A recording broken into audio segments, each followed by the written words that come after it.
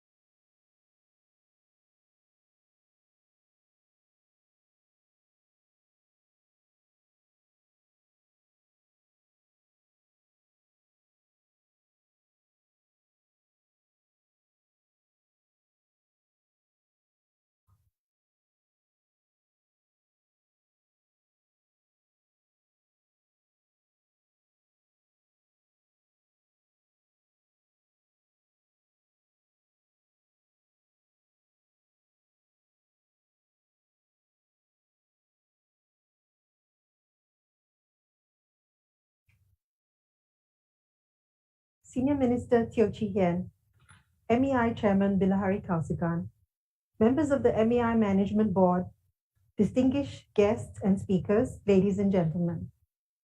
Welcome to the Middle East Institute's 2022 annual conference. Much has been written about the geopolitics of the Middle East, whether it is the recalibration of the US military presence or the extending of China's influence through its Belt and Road Initiative. The changing dynamic of regional relationships are obvious and have been reported, analyzed, and continue to be debated. Last year, when we began brainstorming about this year's conference, we asked ourselves what the obvious changes in the Middle East were, domestically and regionally, and whether the dynamic among external players had changed. What impact would these substantial changes in the geopolitical arena have on the Middle East? To us, it was clear that both the Kingdom of Saudi Arabia and the United Arab Emirates were seeking a different economic and social approach that could usher in a modern phase of their societies.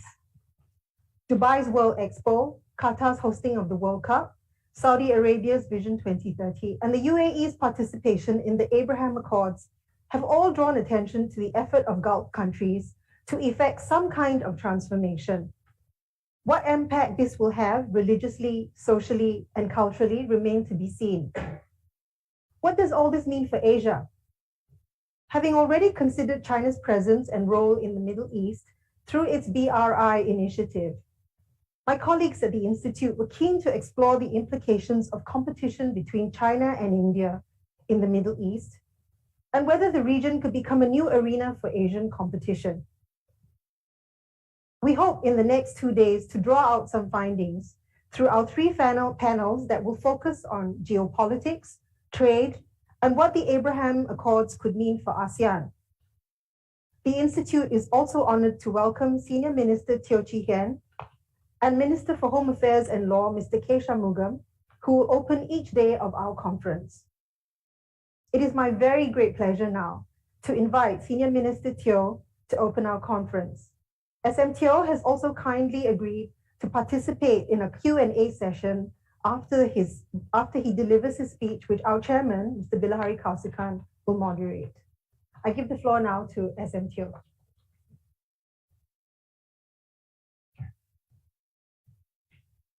Well, thank you very much. Mr. Bilahari Kausikan, Chairman of the Middle East Institute, distinguished guests, ladies and gentlemen, I'm pleased to join everyone again for the MEI annual conference. I last spoke at this conference 1 year ago, and since then, the geopolitical situation has grown much more complex and volatile.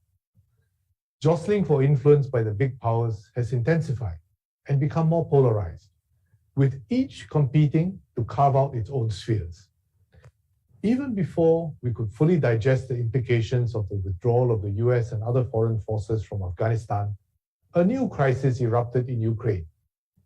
These seemingly unrelated conflicts in different parts of the world are not unlinked.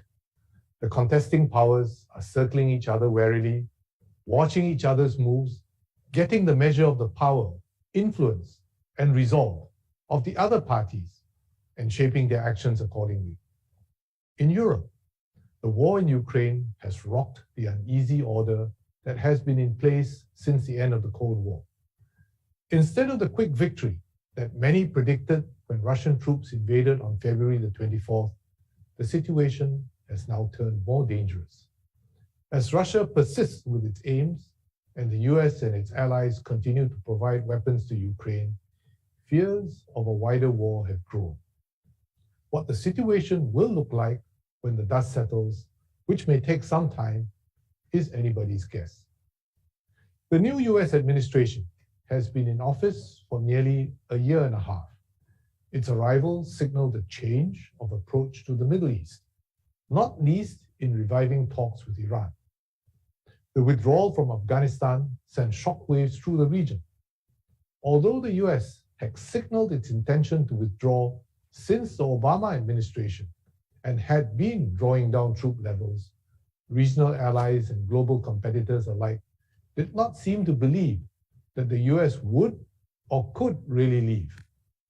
They were left flat-footed and scrambling to adjust when President Biden decisively cut the Gordian knot. The withdrawal operation and unexpectedly rapid collapse of the then Afghan security forces and government left the Taliban to rapidly come into power. The withdrawal from Afghanistan, paradoxically, does also serve to underscore the key role that the US plays in the regional balance. These shifting currents come as the debate continues over the US's role in the region. The US's focus on the Indo-Pacific strategy and now its added preoccupation with Russia will take up much of the US's bandwidth.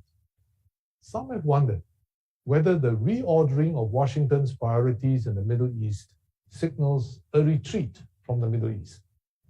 However, the US Navy's continued presence in Bahrain, the US Air Force's Al Udeid base in Qatar, and the recent engagement of incoming missiles by Patriot batteries and F-22 deployment to the UAE in response to Houthi attacks suggest otherwise. It was not so much a retreat as a recalibration of the terms of engagement to de-emphasize the role of ground forces.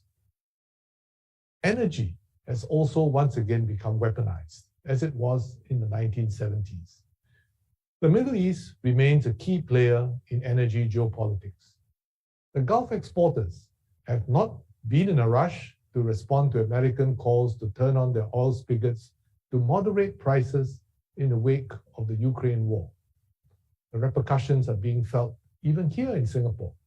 Spiking energy prices have forced companies to shut down and hit consumers and households. Within the region itself, countries are seeking a reset in ties. The Turkish president was recently in Saudi Arabia as part of a bid to turn the page on a rocky relationship. The US and the West are engaging in back channels with Iran and promising to lift sanctions, not just because of nuclear proliferation concerns, but in the hope of enticing Iran out of Russia's orbit. The Abraham Accords has spurred a flurry of groundbreaking activity. One took place barely a month ago, a summit in the Negev in Israel, attended by 4 Arab foreign ministers. Quiet discussions are taking place between Saudi Arabia and Iran, facilitated by Oman. Although it is premature to conclude that long-standing historical and sectarian suspicions can be raised and these adjustments will hold over the long run, this would have been unthinkable just 3 years ago. These changes in the external environment have resulted in equally profound internal recalculations. They have recognized that internal adjustment is a necessary condition of successful adaptation to changes in their external environment. Many Middle Eastern countries are looking at their domestic policies, re-looking at them, including their social contracts with citizens. These countries have ambitious transformation plans to diversify their economies and create new jobs. The shifts are also necessitated by reducing over-reliance on hydrocarbons as the global call for climate change and sustainability grows. At the same time, there will be a continuing need for subsidies to maintain social stability in the face of rising inflation, especially in food prices. New sources of state revenue will therefore have to be found. Bahrain, Oman, Saudi Arabia, and the UAE have already introduced a value-added tax. And after a lengthy review, Oman is considering introducing personal income tax next year, although there remains no official confirmation. In order to prepare for the future economy, Middle Eastern countries have realized that change at the social and religious level is also needed. For instance, the UAE has embarked on a major drive to position itself as an oasis of tolerance. In 2019, Pope Francis held a papal mass in Abu Dhabi, which was attended by around 135,000 people. And during this visit, Pope Francis and the Grand Imam of Al-Azhar, Sheikh Ahmad Al-Taib, signed a document on human fraternity, which called for unity and goodwill among all peoples and faiths, while rejecting extremism of any kind. The reopening of a synagogue in Manama, Bahrain, and the Dubai Chala Bake, which drew much attention last month, are also signs of the times. The Jewish community in the Gulf are not just practicing its traditions openly, but growing as well. In Asia, home to most of the world's Muslims, these transformative shifts are being studied closely, both in Muslim-majority countries as well as in countries where Muslims are a significant minority. The Abraham Accords have an important economic motivation, with the Arab countries benefiting from Israeli technology and Israel benefiting from Arab investments and export markets.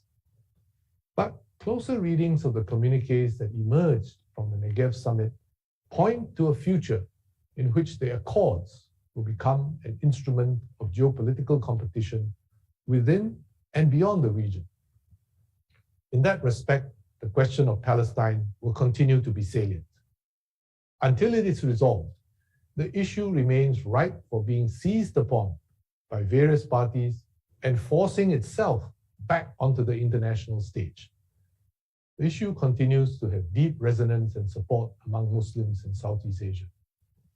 Singapore has taken a principled stand on the Palestinian issue, as we have done with Ukraine, to seek a peaceful and negotiated solution.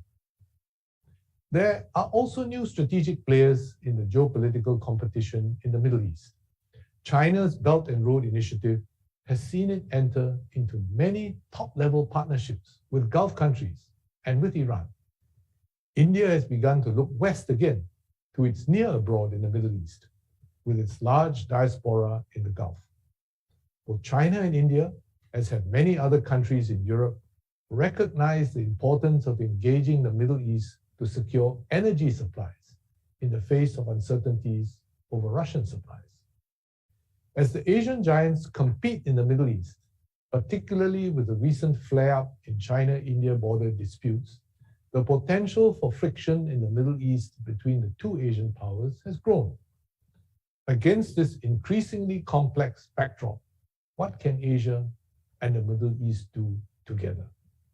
I'd like to highlight three important areas. First, instead of choosing a side, regardless of issue or context, we should signal that we take principled positions to uphold a rules-based, inclusive, open, and connected global order that is based on international law, mutual respect, and mutual benefit. Deciding our positions based on clear and consistent principles will make us reliable and steadfast partners.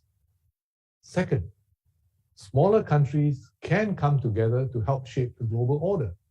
For example, by upholding and updating the global security architecture and trading system, even if the major powers are unable to reach an agreement. For example, Singapore was the first country from outside the region to sign a free trade agreement with the Gulf Cooperation Council, which came into force in 2013. There is potential to participate in various initiatives across the Middle East, such as Smart Dubai, Saudi Vision 2030, Digital Egypt, and Morocco's new model of development. Middle Eastern countries can also find many opportunities for investment and partnership in Asia, especially in growth areas such as green energy, sustainable economy, technology, and infrastructure development. Third, both regions can work together to strengthen mutual understanding and people-to-people exchanges. As the birthplace of Islam, how the Middle East understands the religion and Islam's relationships with other faiths will shape the practice of Islam all over the world, including in Asia. We should work together to promote a better understanding of Islam, in particular its fundamental beliefs and values around the world. Countries in Asia, be it China, Japan, Korea, or those in Southeast Asia, have had a long relationship with the Middle East. We should exchange experiences and knowledge about each other's development journeys and governance as we foster closer ties between Asia and the Middle East. Whether it is between Asia and the Middle East, between the superpowers, or with the rest of the world, we need more constructive interactions to enhance mutual understanding. This will form the basis for countries to work together for enlightened self-interest for the benefit of all, rather than narrow self-interest. I was therefore glad to visit the Dubai World Expo this January, the first World Expo hosted in the Middle East. It was fascinating to see so many countries around the world represented and the exchange of ideas on important global issues. Ultimately, the more we work together and share in one another's success and prosperity, the lower the likelihood of conflict and the brighter our collective future can be. I wish everyone a fruitful conference. Thank you. Thank you, Senior Minister. We invite you now to stay on stage, and I also invite our chairman, Mr. Bilahari Kausikan, to join you for the Q&A session. So thank you for joining us again. You've been very generous with your time at the Middle East Institute, and we are grateful for that. Let me kick it off. There are many people in the audience with questions, but I'll take the privilege of a moderator to ask the first few questions at least. You had mentioned in your speech that as India and China get more engaged in the Middle East, there is a potential for frictions in the Himalayas, for example, to spill over. Do you see any prospect of that further spilling over eastwards rather than westwards into our own region? Well, I would say that China does have interests in the Indian Ocean basin, in the Middle East, in Africa, because of its energy requirements, its trade, investments. And India also has been a long historical partner of our part of the world, particularly in Southeast Asia, where its influence has been felt for centuries. And it has this combination of both India's and China's influence in our part of the world has been positive historically. It's brought civilizational benefits to our part of the world, and in Southeast Asia, you can see influences of both.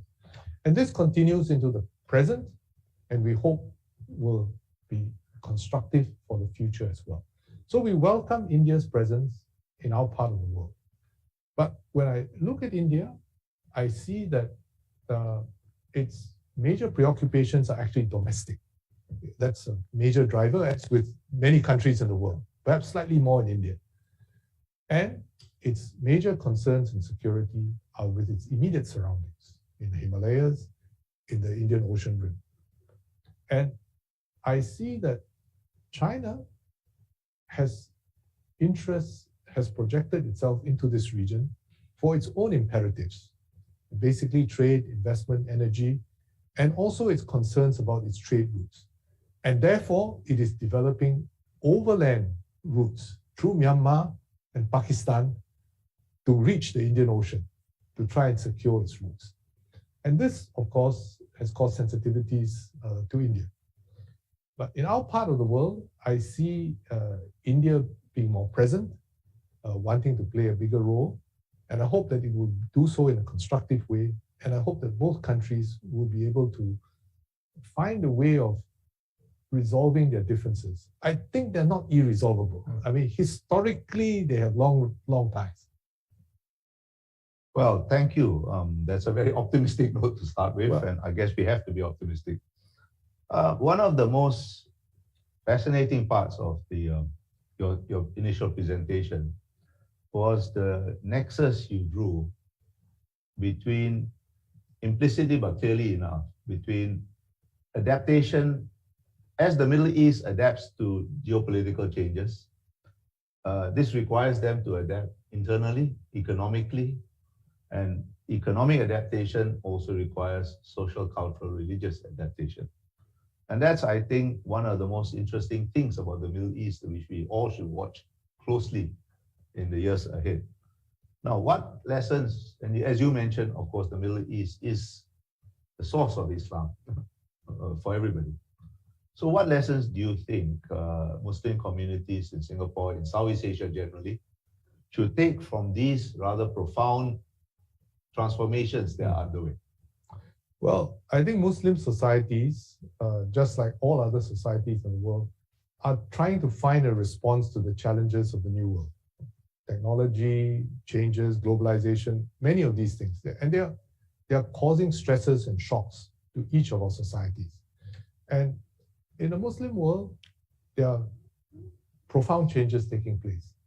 There's one stream of response to this which harks back to the past, to a more literal interpretation of Islam as a sort of shelter from the challenges of the modern world. But I think there's a strong stream which is encouraging sort of a more inclusive and open adaptation to the modern world. And this requires economic transformation, social transformation to go hand in hand. And one of the other drivers that's taking place is that many of the economies in the Middle East have historically been dependent on hydrocarbons. And this is changing now. And we need to find new ways in which to leverage on the hydrocarbon resources and the expertise and the wealth and knowledge capital that's been built up over the years to pivot to an economy which has a new basis, and to develop the human capital, the enormous human capital that's available in Middle Eastern countries, to look ahead into the new. So for Southeast Asian countries, we look at these developments as positive. Islam in Southeast Asia is more syncretic in nature and came to Southeast Asia not by conquest, but through trade, through cultural exchange. And whether we are a Muslim majority country in Southeast Asia or a country with significant Muslim minorities, what we look to is an Islam which is comfortable with itself, more adapted to the modern world, open, inclusive, and where all religions have mutual respect for each other. And this is what we hope to see, and the lessons which we hope to learn from developments taking place now in the Middle East. Yeah, thank you. Well, I think I've abused the position of moderator and monopolized you with my questions. So, and we have got some questions coming in from the Sure. audience. So Please. let me take the first question, right? This is a fairly specific question, but I think an important one. The US is embarking on an, quotes, over the horizon counterterrorism policy, rather than getting involved in the trenches in Afghanistan, in Iraq, and elsewhere. What do you see as the material impacts of this over the horizon policy, particularly for the Middle East, South Asia, and maybe Southeast Asia too? Well, I think that if you take Afghanistan as an example, the US went into Afghanistan with a specific purpose, and that was to remove the ability of Al-Qaeda, which was operating there, to form groups which threatened not only the US, but countries all over the world, including countries in Southeast Asia like Singapore, where we had people who became radicalized, trained in Afghanistan, and came back to pose direct threats to us. So I think the US achieved that goal quite quickly and efficiently. I think where they set themselves a much more difficult stretch target was to try and change the nature of Afghan society, which I think is much more complex and has involved them for many, many more years. Yes. So that was really not so much a counter-terrorism kind of approach, but really trying to change the nature of the society, which is much more difficult. So I think that all countries, including the US, have learned some lessons from this. President Biden has decided to leave and take an offshore strategy. I think if we focus on trying to deal with terrorism that arises, trying to encourage countries to develop themselves in a way which sort of benefits their people and doesn't sort of incentivize them towards terrorism, then I think we have more chances of succeeding. And it also means that a country like the US has more bandwidth to deal with a wider range of issues rather than getting mired in particular spots. Yeah, thank you. Another question from the audience. I happen to know this person is a civil servant, but I shall not mention the name. But it's a good question. Will the Gulf prove to be a refuge of sort for Indians from India, I think, as communal tensions mount? Can Gulf states tap at this important source of talent and the process also compete with Singapore for global talent? I think that's a very good question, because I think the Gulf, Dubai in particular, has taken a new approach towards attracting talent, which is, I think, a serious challenge. Yes. Well, the Indian diaspora is a formidable one. Very talented, able people. And it's not just in the Gulf, but elsewhere. The diaspora in the US and in Europe have taken up important positions in the political arena, in business, in finance, in science, in medicine. And so the Indian diaspora is a formidable one.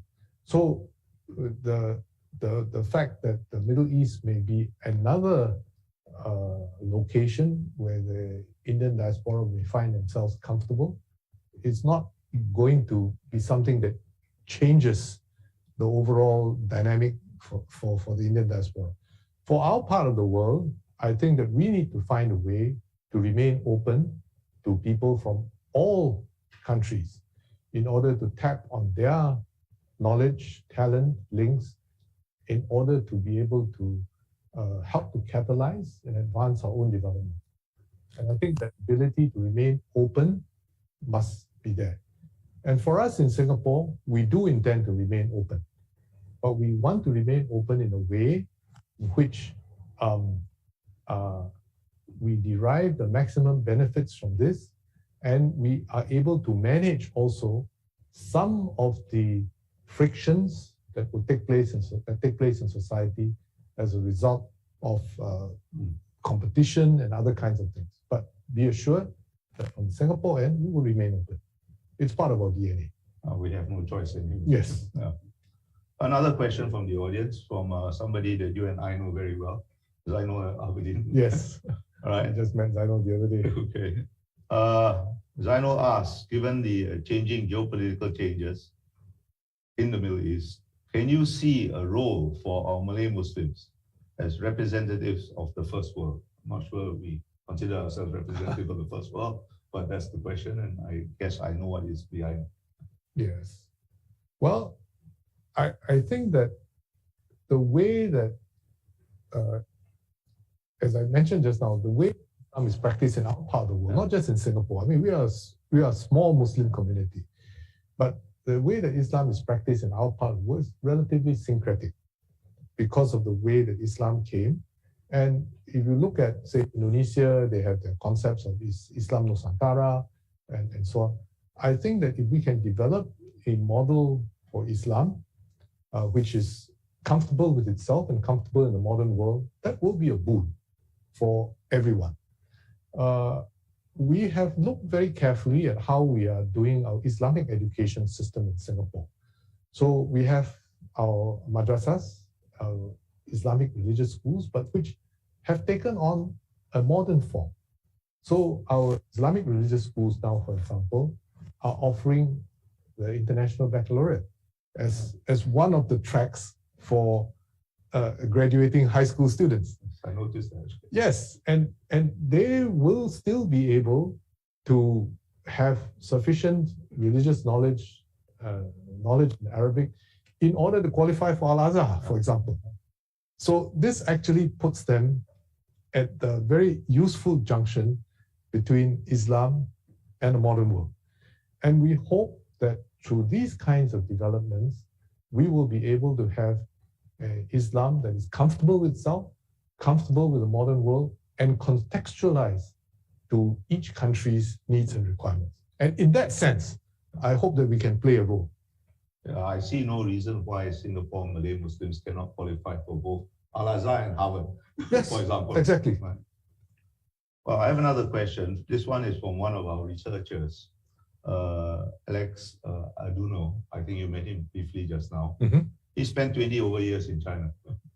And his question is about China. You had drawn attention to seemingly disparate conflicts in the connections between seemingly disparate conflicts in Ukraine and Afghanistan and so on. And his question is this: the Ukrainian crisis has extracted a material toll on China, high costs on energy imports, for example. And Beijing's dynamic zero COVID policy is a double whammy. And the growth outlook for the world's number 2 economy is uncertain now, at least in the immediate future.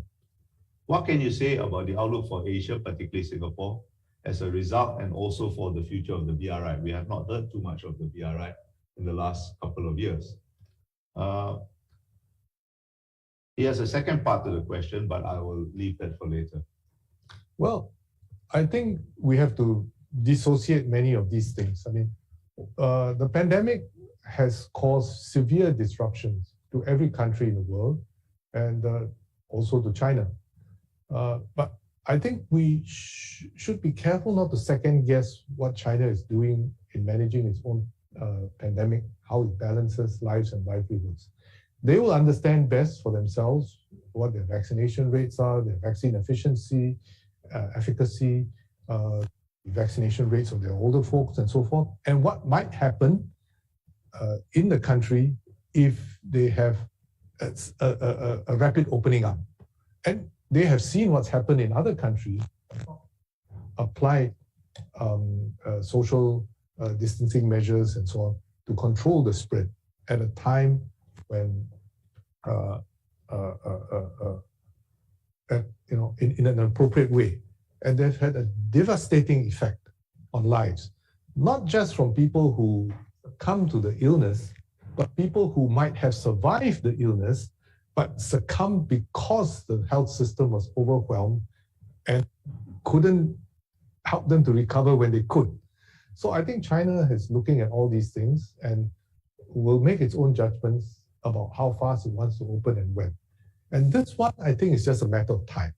So this is, I would say, is a transient, even though there would be a lot of frustration and angst at the moment.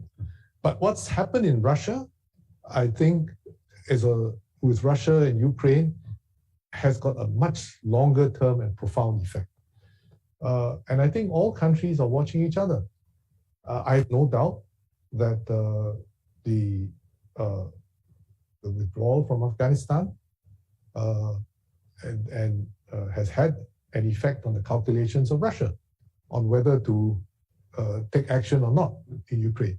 And what happens in Ukraine will have an effect on the calculations of all parties in our part of the world and in the Middle East. Yeah, unfortunately, I think you're right that the Ukraine conflict is going to be a very long, drawn-out affair. Yes. And all of us, not just China or Russia, are going to feel its effect Yes. one way or the other. Well, there is another question from somebody else we both know, I think Fazlul. Yes. And his question is about the Abraham Accords. Yes. And will the Abraham Accords change attitudes in this part of the world regarding the Palestinian issue?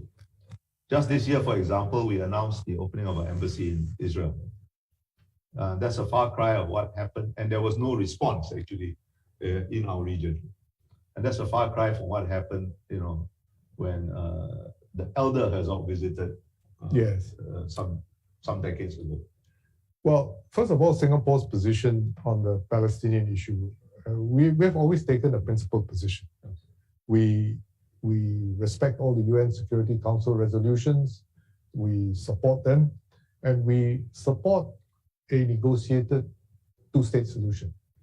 While we have opened an embassy in Tel Aviv, we have also opened a representative office in Ramallah. So we take a balanced and principled approach to this issue.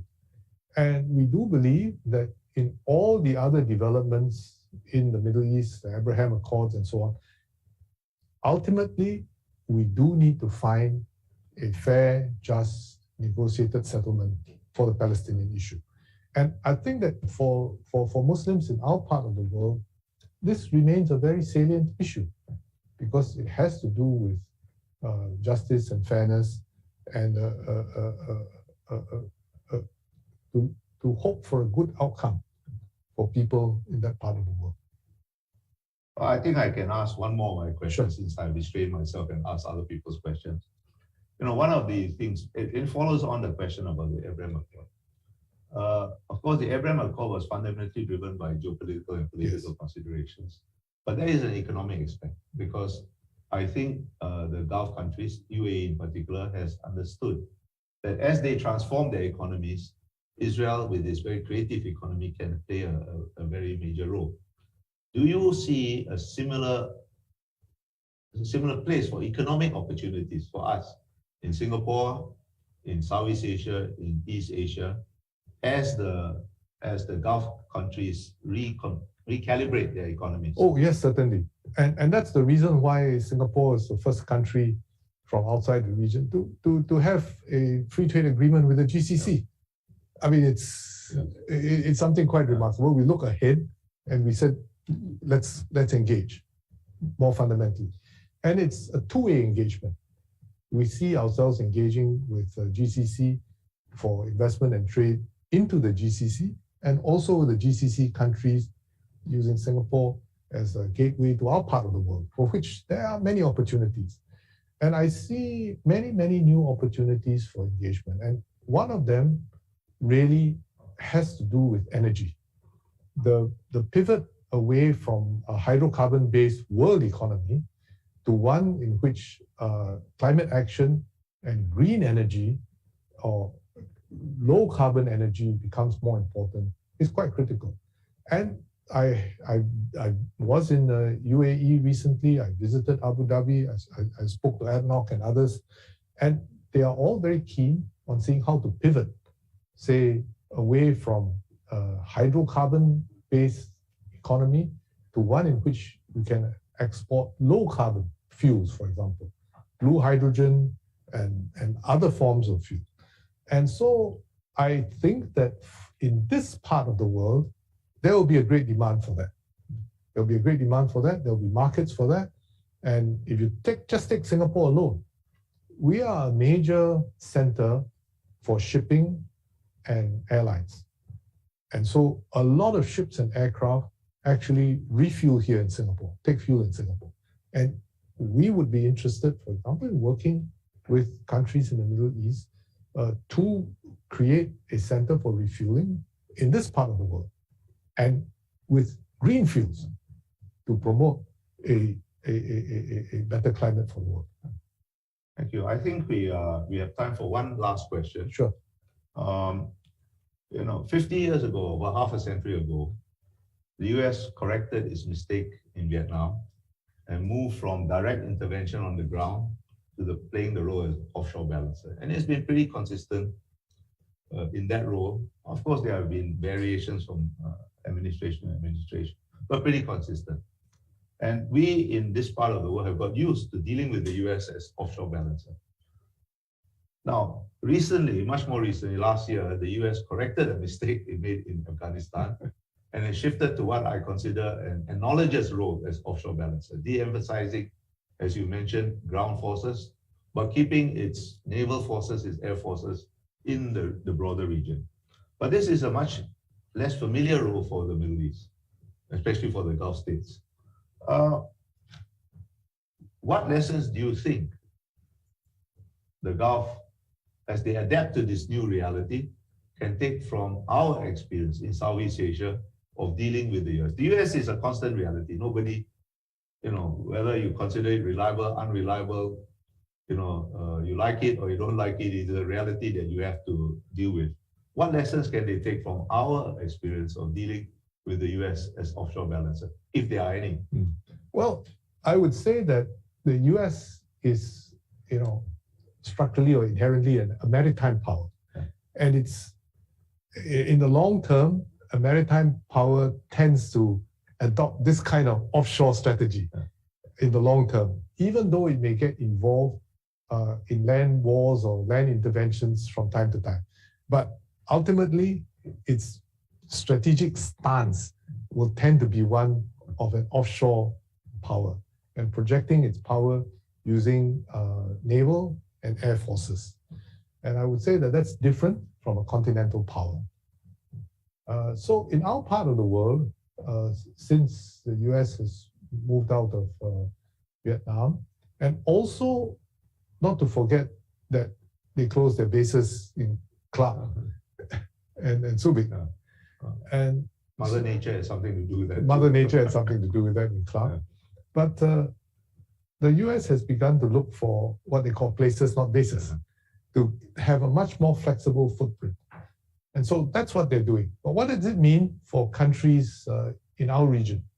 What it means for countries in our region is that each of us really has to be more self-reliant. We have to build up our own strengths, our own security capabilities, and we can't just depend on others. And that's individual countries. And collectively, we also need to build up our security capabilities to deal with issues in our region. And then we can then work together with countries from outside the region, including the US, to help maintain security. But essentially, one of the key prerequisites is to develop our own country's resilience and regional resilience.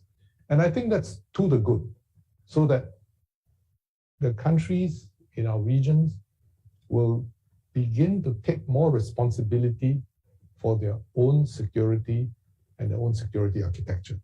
So it's not just whether you buy weapons or build up your armed forces, but it's also thinking about what your security entails. What I spoke about principles, what are the principles involved? What do you advocate for? What do you push for? And how do you order yourself in order to achieve those objectives? And I think that in itself is a good process because it gives the countries and the region more agency. And countries which are smaller can have agency and can influence developments. Well, I think there was an old Indonesian slogan about ASEAN, which is also applicable to the Middle East. National resilience creates regional resilience, and regional resilience creates national resilience. Well, we have run out of time, SM. Thank you. You have been very generous with your time with us. Thank you to the audience. I'm sorry we couldn't get to all the questions that you have put in, but please continue tuning in to our online webinar, and I hope you have found this session interesting. Thank you again, SM. Thank you, Bila. And thank you for all your very sharp questions. Thank you. Thank you. Thank you.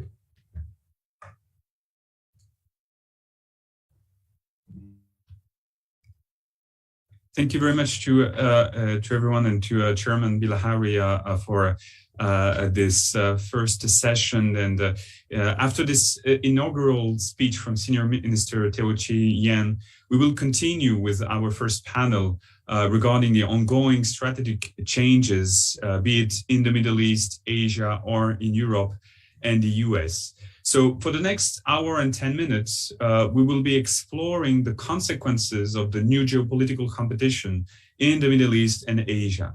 This has been a current theme of research and debates at the Middle East Institute. And since our last annual conference that took place in February of last year, we have seen many new developments in terms of regional arrangements. Some have already been mentioned, such as the announcement of the new alliance AUKUS between the US, Australia, and the UK, the strengthening of the Quad with Australia, Japan, and India, but the creation also of another Quad, the one in the Middle East, this time including India, the UAE, and Israel. We've seen also the consolidation of the so-called Abraham Accords, and most recently, the launching of the Negev Summit that is expected to become a new annual forum for Israel and the Arab states. This all evidences new patterns of security cooperations, but it comes along with new tensions and crises as well. We have seen the US getting more and more nervous about the cooperation of its Gulf partners with China. And lately, when Russia launched its invasion of Ukraine, those same Gulf partners refused to fully align themselves on the position of Washington. So, as mentioned by Senior Minister Teo-Chi Yen, the geopolitical competition is getting more polarized, more volatile, and more complex. The question then becomes, how can states in the Middle East and Asia keep cooperating with all the sides involved without getting trapped into that competition? So to unpack and discuss these questions, we invited three distinguished guests. First is Mr. Drew Thompson, who's a visiting senior research fellow at the Lee Kuan Yew School of Public Policy at the National University of Singapore. Prior to that, from 2011 to 2018, Mr. Thompson was the director for China, Taiwan, and Mongolia in the office of the US Secretary of Defense, where he was responsible for supporting the secretary and managing military-to-military relations. He was also previously the director of China Studies at the Center for the National Interest and assistant director of the Freeman Chair in China Studies at the Center for Strategic and International Studies in Washington. Our second speaker will actually be talking from Washington in the middle of the night. So thank you very much for that, Ms. Yoon Sun, who's a senior fellow and director of the China program and co-director of the East Asia program at the Stimson Center.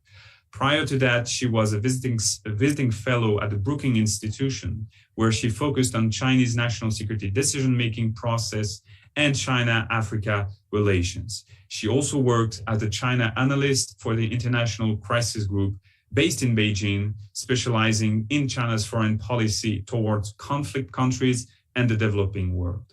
Lastly, our third speaker will be Ambassador Shivshankar Menon. Ambassador Menon is currently visiting professor and chair of the Ashoka Center for China Studies at Ashoka University in India. He was previously India's National Security Advisor from 2010 to 2014, as well as Foreign Secretary from 2006 to 2009. Let me mention also that he wrote several books, including Choices Inside the Making of India Foreign Policy, published in 2016, and most recently, India and Asian Geopolitics, the Past, Present, which was published by Brookings Press in the US and Penguin Random House in India last year. Now, without further ado, I'll turn to our first speaker, Mr. Drew Thompson. Dear Drew, the floor is yours. Thank you very much. Thank you, Jean-Luc. I appreciate that very generous introduction. Let me start with a caveat that I'm not an expert on the Middle East or on China-Middle East relations. So I think part of this discussion is probably going to stretch my comfort zone. So I'll focus on US-China relations and explore some of the implications for Southeast Asia, and then I'll take some risk and extrapolate what it might mean for the Middle East. So I'll start with US-China relations and US-China competition, which really animates the discussion here in the region. I think the Biden administration came into office pretty much accepting the Trump administration's framework for China in terms of identifying the challenges that were posed by China's both foreign and domestic policies since Xi Jinping came to power in 2012. This framework, I think, is very much a bipartisan consensus in Washington, indicating that the current approach is here to stay for the foreseeable future. And I think it's also very grounded in national interests rather than party politics. But unlike the Trump administration, whose policies were somewhat ad hoc, unilateral, and frankly, rather chaotic, the Biden administration intended to craft a much more strategic and traditional approach to foreign policy, as well as competition with China. And it's focused really on three pillars. The first pillar is domestic revitalization, and that's containing COVID, passing the infrastructure bill, investing in U.S. technological and manufacturing competitiveness, increasing and creating a resilient supply chain, and really restoring faith in U.S. democratic institutions. And I think these are all things that the administration is working hard to achieve. Secondly, I think the Biden administration is very focused on and differentiating itself from the Trump administration by rejoining multilateral institutions and strengthening its relationships with partners and allies. As Jean-Luc just mentioned, the Biden administration rejoined the Paris Agreement, funded the WHO, and has embraced many of these multilateral dealings with global challenges. And while this is very much about China, it's also not. And I think that's important to recognize. The Biden administration elevated the Quad to a head of state level engagement. They've held 2 video and 1 in-person meetings, and the next in-person summit will occur on May 25th in Tokyo.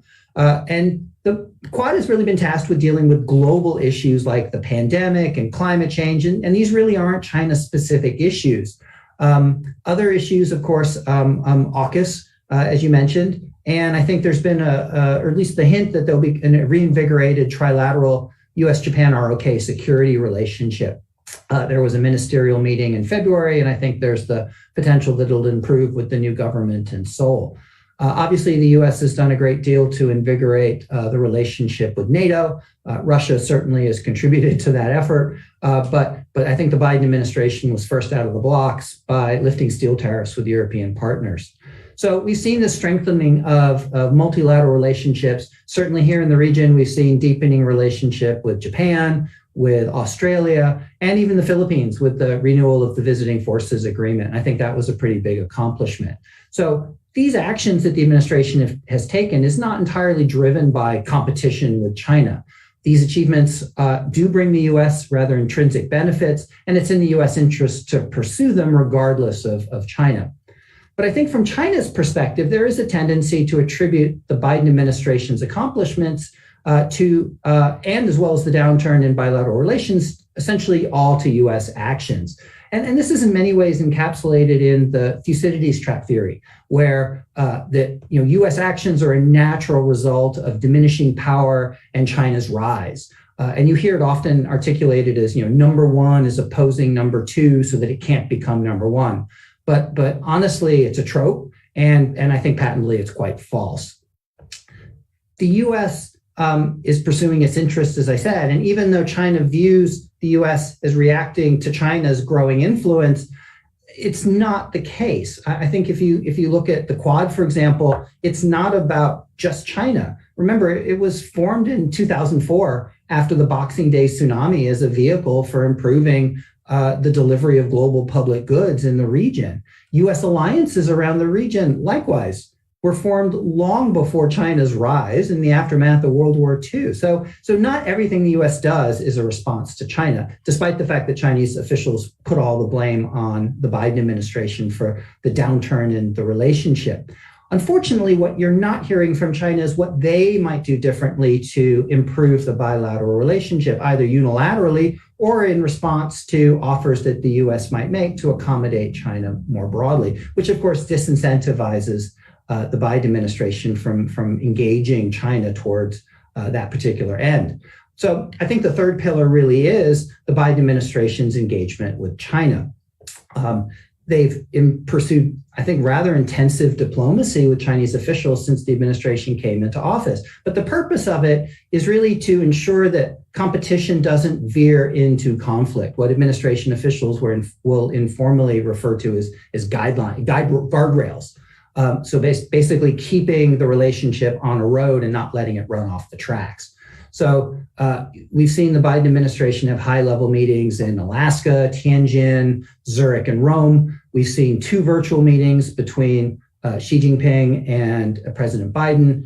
We've seen functional level meetings on climate change between John Kerry and Xie Zhenhua. We've seen trade discussions between USTR Catherine Tai and State Councilor Liu He. We've seen Secretary Austin have a bilateral telephone or video exchange with the Defense Minister, General Wei Fenghe, back in April. And General Austin said that he expects to meet General Wei in Singapore next month at the Singapore Dialogue. So I think the objective of these engagements is about keeping the relationship in a safe space. It's not focused on pressing China to make fundamental changes to its political system at this point. Like many administrations before it, it's more focused on influencing China's behavior in the international system, essentially by building these robust partnerships with allies and partners. Previous administrations, the Obama administration, often referred to this as shaping China's choices. And the White House Indo-Pacific strategy that was released in February is also quite explicit about that. And it said that the objective is not to change the PRC, but to shape the strategic environment in which it operates. So why has there been such a dramatic change in bilateral relations? Well, there's I think a couple of factors, but I think Xi Jinping has fundamentally changed China. The Communist Party of China, the CPC, calls the period after 2012 the new era. And I think this affects the Biden administration's perspective, and it also informs its approach. The party, of course, now dominates all aspects of China's policy, its politics, its economy, its foreign policies, as well as China's society. Politically, power is now pretty much all concentrated in Xi Jinping's hands. And the party dominates, as they say, all things. In economics, we've seen basically the retrenchment of liberalizing economic reforms. We've seen the party leading, the market retreating, state-owned enterprises increasingly dominating the economy, and both SOEs and increasingly private companies also serving as tools or as actors on behalf of the state.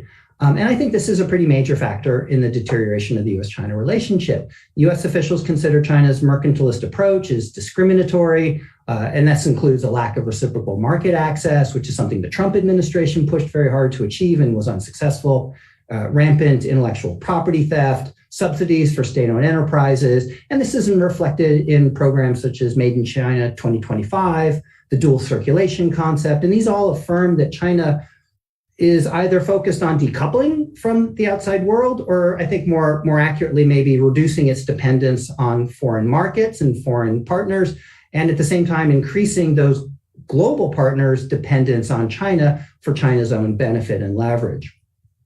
On foreign policy, again, I think we've seen China become much more assertively globally since 2012 and Xi Jinping's rise. This has been both diplomatic and military. China's wolf warrior diplomacy. Wolf warrior is now a badge of honor for China's diplomats. And we've seen extensive use of the PLA as a tool of policy. We've seen military signaling. We've seen a lot of military exercises, particularly targeting Taiwan, as well as the United States. And we're now also facing a nuclear buildup in China that the US hasn't had to contend with before, at the same time that dialogue on nuclear strategic issues is very wanting. So what does China, or more accurately, the party, want to achieve in both Southeast Asia and the Middle East? I think there's many things, but I think I think we have to step back and sort of look at what are the party's primary interests, and they really are domestic and internal. They're centered around the party securing its own legitimacy, protecting the party from threats, and I think that's both within and external to the party. It's the achievement of what the party calls political security. If we look at diplomacy, foreign affairs, we look at the PLA and security affairs, I think this needs to be seen in that context. The Chinese bureaucracies are not what we used to call in the Pentagon a self-licking ice cream cone. These are not bureaucracies that support themselves, but these are integrated, integral functions of the party to secure itself and its interests both domestically and abroad. So China's foreign policies are also hierarchical. Managing great power relations is the top priority, followed by managing its close-in periphery, And then I think thirdly, it's essentially everything else. And Taiwan is central to that as both internal and on the periphery. It's central to the PLA's military modernization, the foreign ministry's diplomacy in all three tiers, and that makes it a really important lens through which to gauge and measure Chinese foreign policy, regardless of where it takes place. And I think if you're watching this from the Middle East and you think, wow, Taiwan's really not important or central to China's foreign policy, then I challenge you to list Taiwan as a country on your website and see what happens. But in all seriousness, these are the things that really drive and animate China's policy and strategy abroad. These are the core interests it seeks to protect. So in Southeast Asia, Southeast Asian states, as Senior Minister Teo just affirmed, they've been explicit about not wanting to choose sides between the US and China, and there's clearly concern about rising tensions in the US-China dyad. Small states in the region, I think both in the Middle East and potentially also in Southeast Asia and potentially also in the Middle East, I think they worry about trade dependency on China, China's quick trigger on using economic sanctions when countries defy it politically. And of course, quite rationally, countries don't want that to happen to them.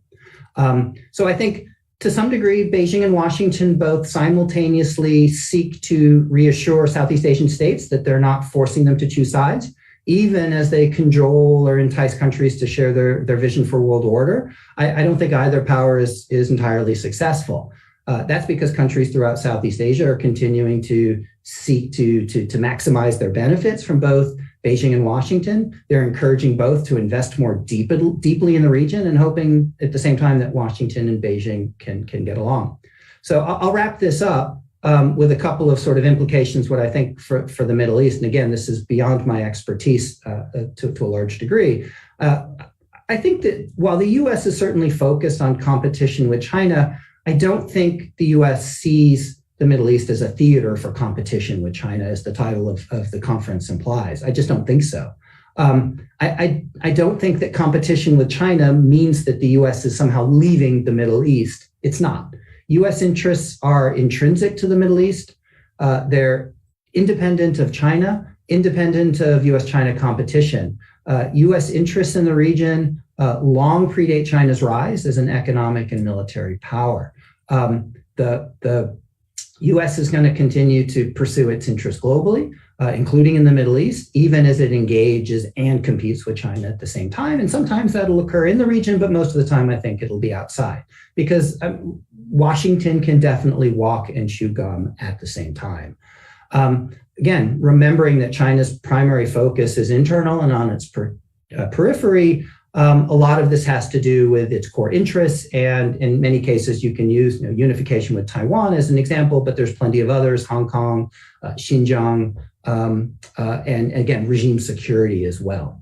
So one of China's key goals in both, I think, the Middle East and Southeast Asia is to create seams between the US and its allies. A senior government official and intelligence analyst in Beijing once admitted that achieving the China dream of national rejuvenation, Xi Jinping's overarching goal, would necessarily include not just reunification with Taiwan, but also ending the US-Japan alliance.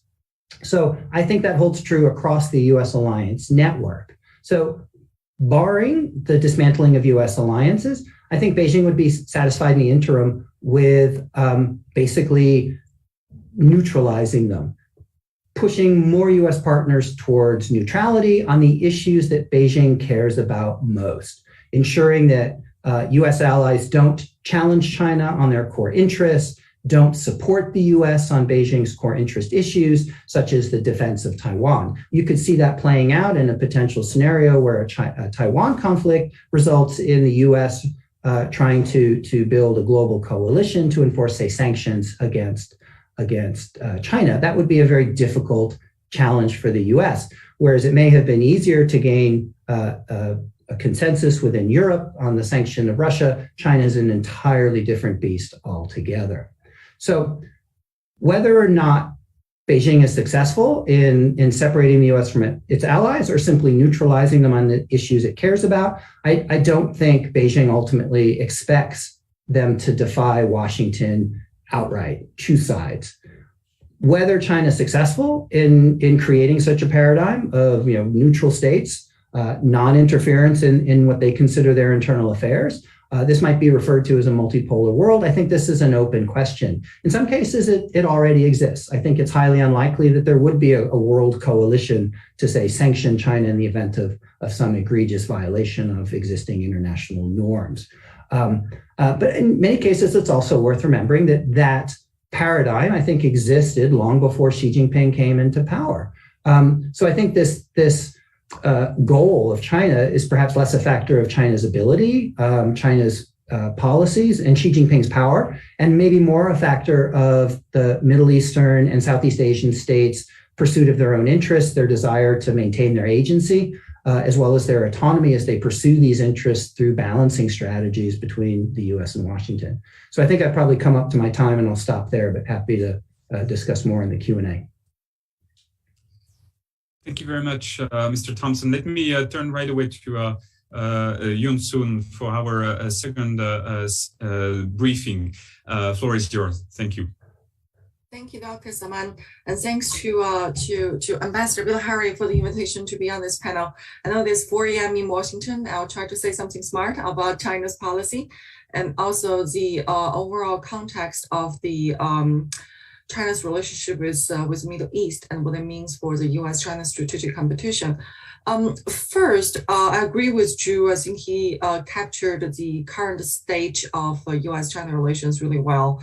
I'll just say that for the year of 2022, the trajectory of deterioration between Beijing and Washington did not reverse. In fact, that has accelerated, which is quite different from the expectation of Beijing before 2022. So China had expected or had hoped that Biden administration's policy would show some positive sign or some reversal of the China policy from the Trump era. And in 2022, I think the original Chinese hope was that, well, maybe the deterioration could stop, maybe not reversed, but for this negative trajectory, it could slow down. But what they have realized since the beginning of the war in Ukraine is that the bilateral relations between China and the U.S. in fact has gone even worse than before the war broke out. From the war, I think the Chinese draws the conclusion that U.S. is trying to shape up a bipolar world power structure with China and Russia on the one pole, and the U.S. and the rest of the world, especially with its allies and partners, will be the other pole. And this is quite different from the power balance or the structure that China is hoping to shape from the war in Ukraine. And what Beijing has wanted is with US and Russia being the two poles or being the two confrontational powers, but then China and a large number of developing countries could be a relatively neutral third pole to counterbalance both US and Russia. How the power structure will come out of the war in Ukraine, I think it still remains to see. But at least in terms of the Middle Eastern countries, especially for countries that currently have some challenge in terms of the relationship with the United States, I think it's not hard to see that there are certain common perspectives between these countries and China on the issue of Russia. So it could even be said that the war in Ukraine has interestingly created convergence between China and some of the key players in the Middle East in their diplomatic positioning. As the war has forced the countries to make their choice on Russia, China and some Middle Eastern countries found themselves to be on the same side. This is particularly evident in their voting records as the 3 UN resolutions in the past 2+ months. So on February 26th, the UN Security Council voted on the resolutions and would have demanded that Moscow immediately stop its attack on Ukraine and withdraw all troops. 3 members of the UN Security Council abstained, including both China and UAE. Then on March 2nd, UN General Assembly voted on a motion to demand an immediate end to the invasion of Ukraine. China, Iran, and Iraq are among the 35 countries abstained again. Then on April 7th, UN General Assembly voted on the resolution to suspend Russia from the Human Rights Council. It saw a much longer list of Middle Eastern countries abstaining from the voting, including Egypt, Saudi, UAE, Jordan, Qatar, Kuwait, and Iraq. China voted against the April 7 resolution, although neither was able to prevent the resolution from being adopted. So these records reveal a somewhat inconvenient truth, that is, China and some of the key allies and partners of the United States share probably a little bit more common positions on Russia and the war in Ukraine than people realize. About the competition between US and China in the Middle East, I think that's currently still an emerging issue, but we are seeing signs and indicators of this competition deepening and also expanding, such as in the case of UAE, in the case of Saudi Arabia. But I think the discussion about this issue also depends on which perspective that we're looking at. So do we view the region from the lens or through the lens of US-China strategic competition, or will view the region, just look at China's relationship with Middle East more organically, instead of from the competitive prism? Because if we look at the relationship, just purely the relationship between China and the Middle East, the fact is Middle East is not the main or primary economic partner of China. If you look at the data, for example, from 2019, trade with Middle East is only 7% of China's global total. And the investment towards Middle East is somewhere around, in terms of the stock, is 1.2% of China's global total. In terms of the infrastructure, the contract service, Middle East is higher on China's global total, somewhere around 14%. And then looking at the arms sales that China has towards Middle East is relatively important. It's 23% of China's global total. And the most important aspect, of course, is energy trade. And China's dependence on imported crude oil is as high as 70%.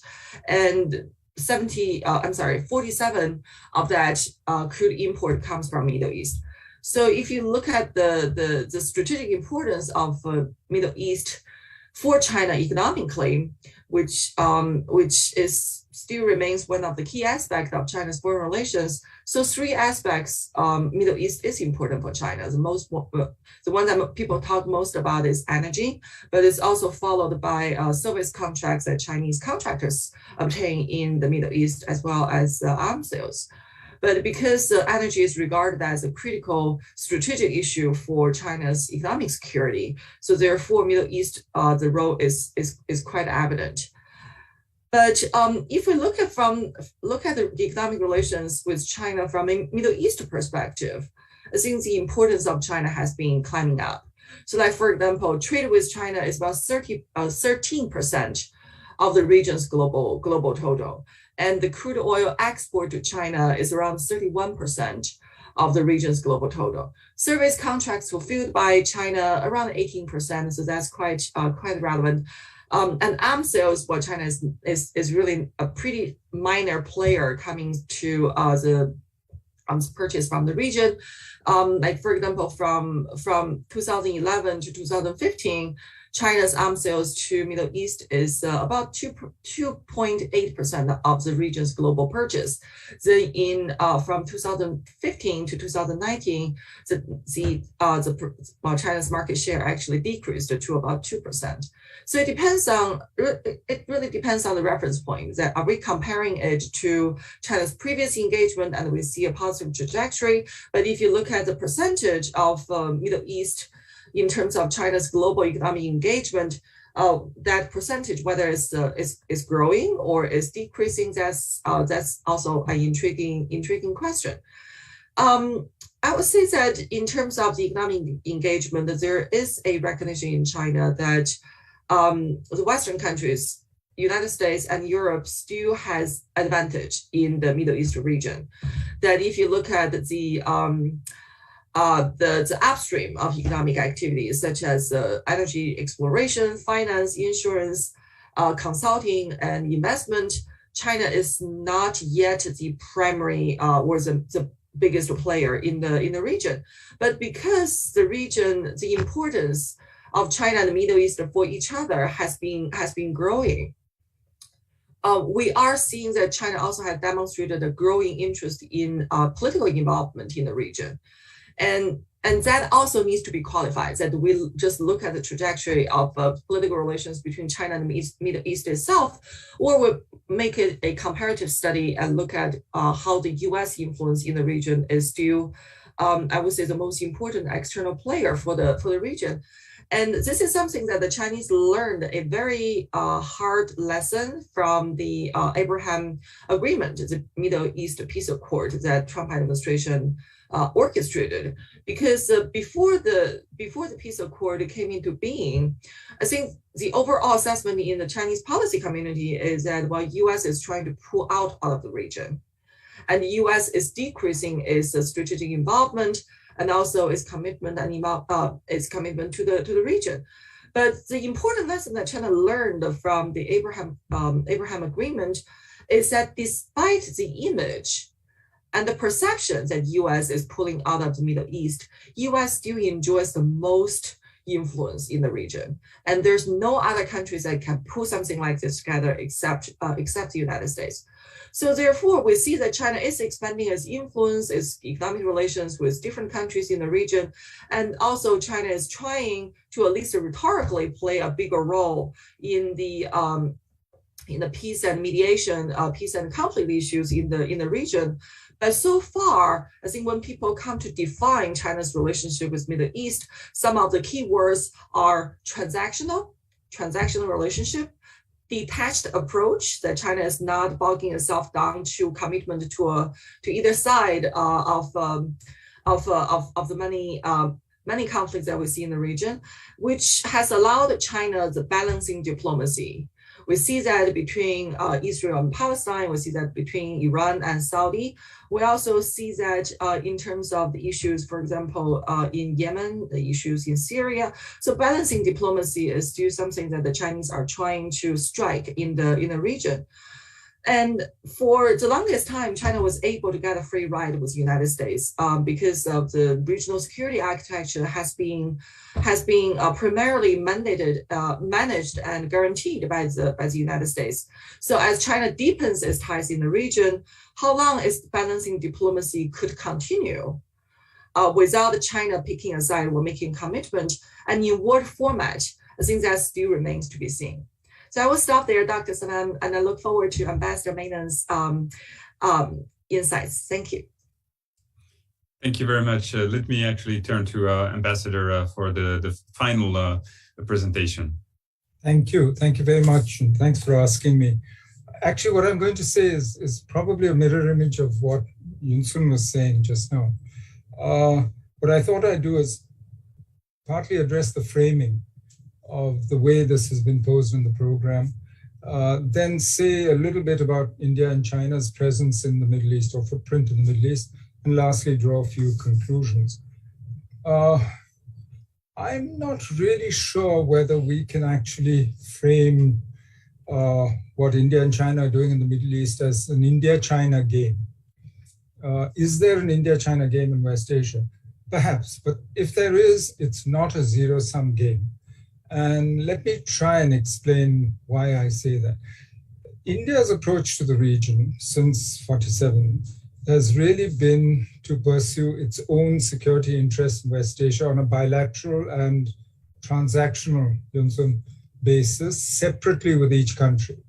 And it's built a reputation as a sort of non-prescriptive, non-intrusive, not getting involved in intra-regional disputes, whether it's Shia, Sunni, Iran, Saudi, Israel, Iran, the role of Muslim Brotherhood, whether it's Yemen, Syria, etc.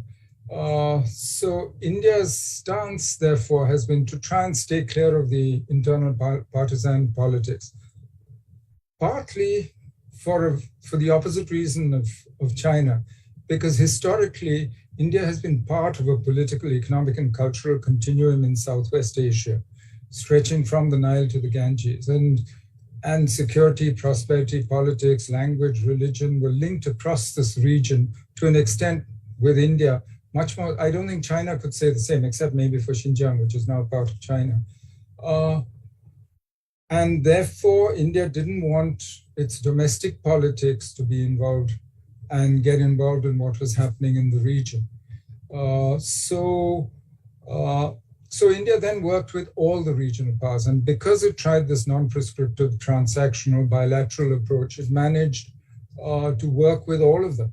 Whether India and Saudi Arabia have been strategic partners since 2010.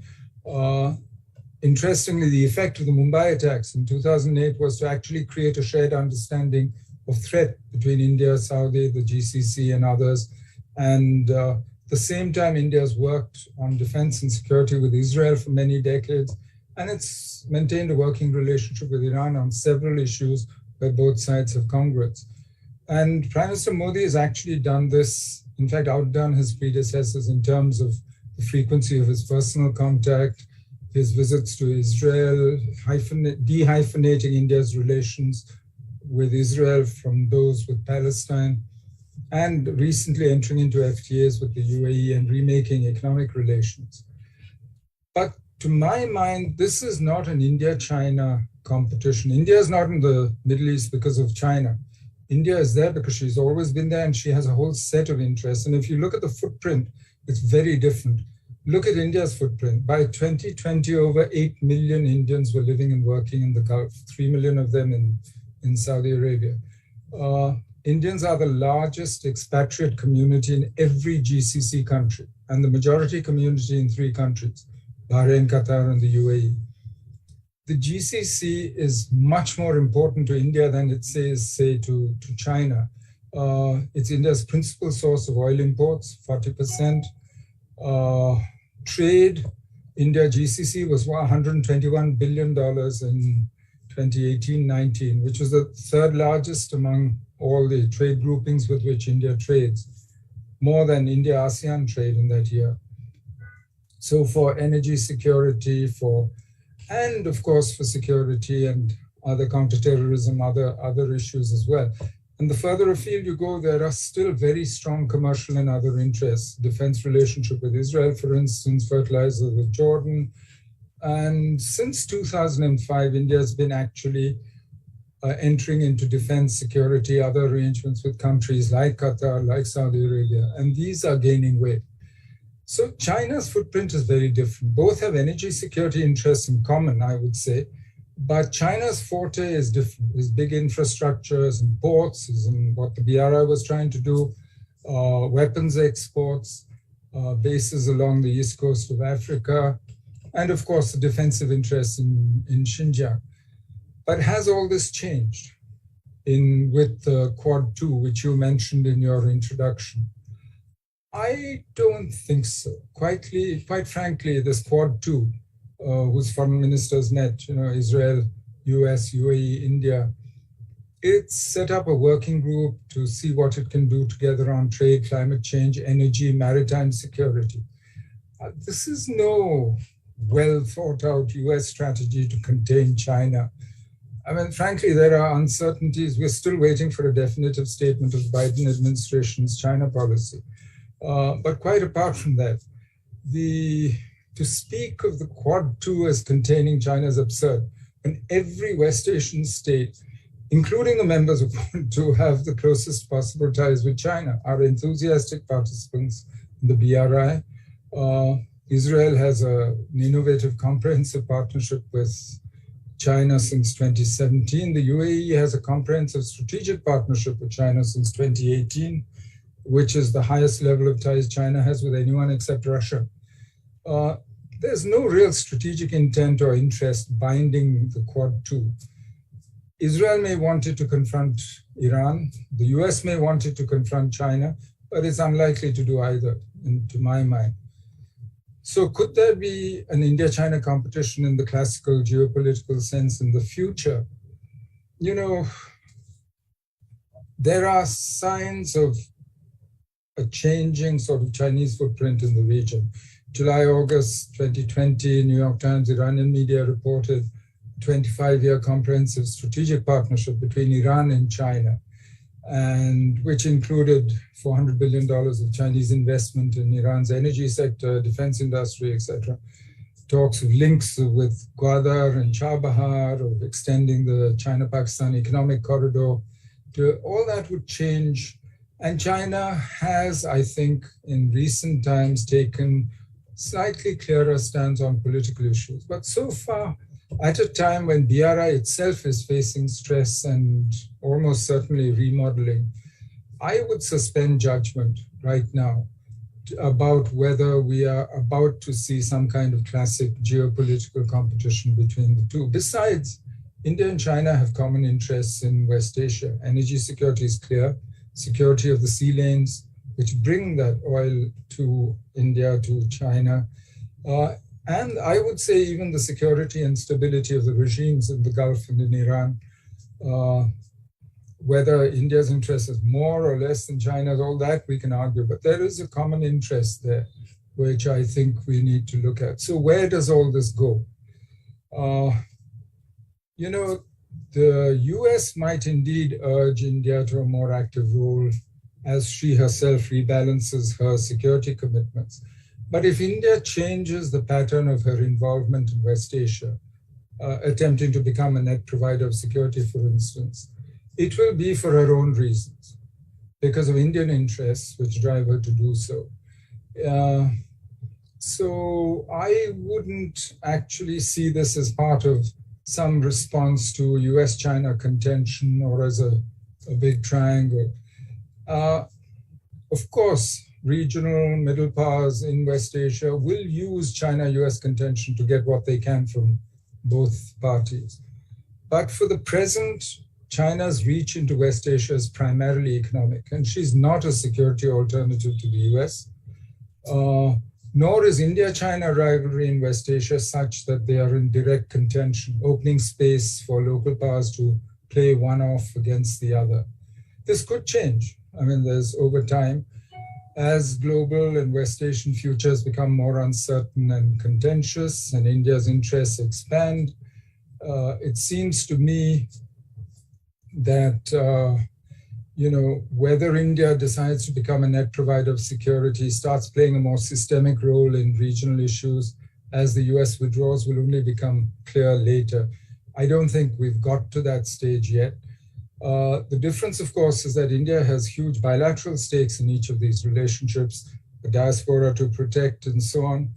For China, the Middle East or West Asia is part of a broader calculus which stems from her regional global ambitions and her periphery, which is a slightly different calculus. So in a sense, it's not inevitable that India and China will end up rubbing up against each other in the Middle East.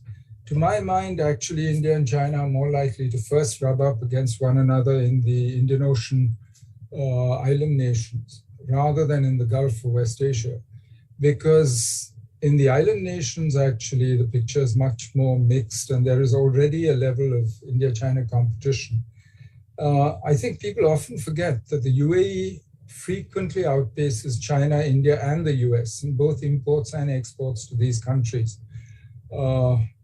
And new players like Qatar, Turkey are likely to join the fray. So for me, actually, I don't think we are today in a situation where we should frame issues in the Middle East in terms of India-China competition, certainly.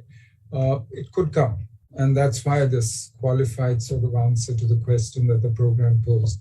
I'll stop there and look forward to the questions and to hearing what the others have to say.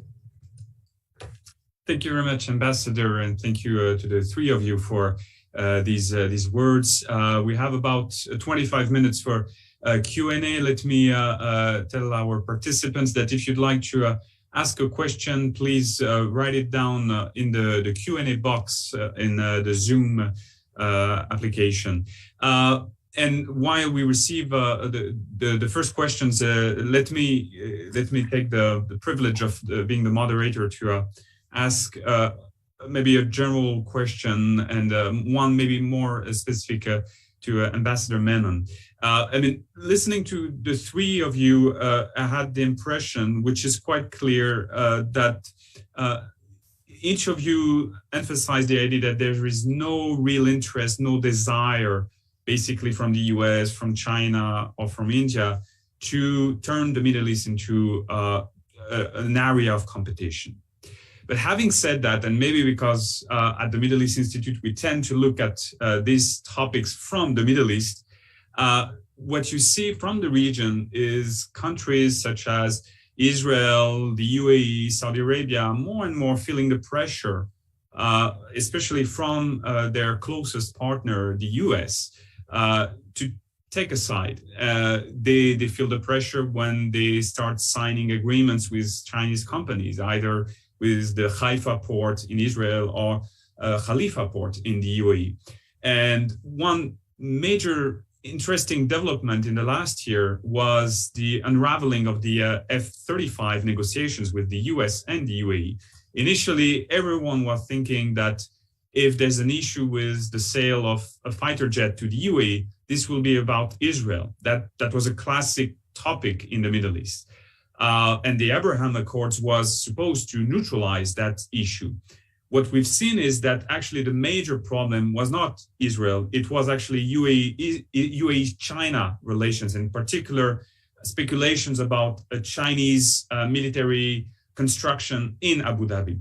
So one question I have is how inevitable actually this competition is going to be for the Middle East. How do you see countries in the region trying to have it maybe both ways, to maintain good ties with the US, but at the same time diversify with China? Because on their side, probably they don't want to see the competition. They are fine with it, but what they see is more and more pressures actually to accept, to acknowledge that competition. So how do we make a clear policy message here?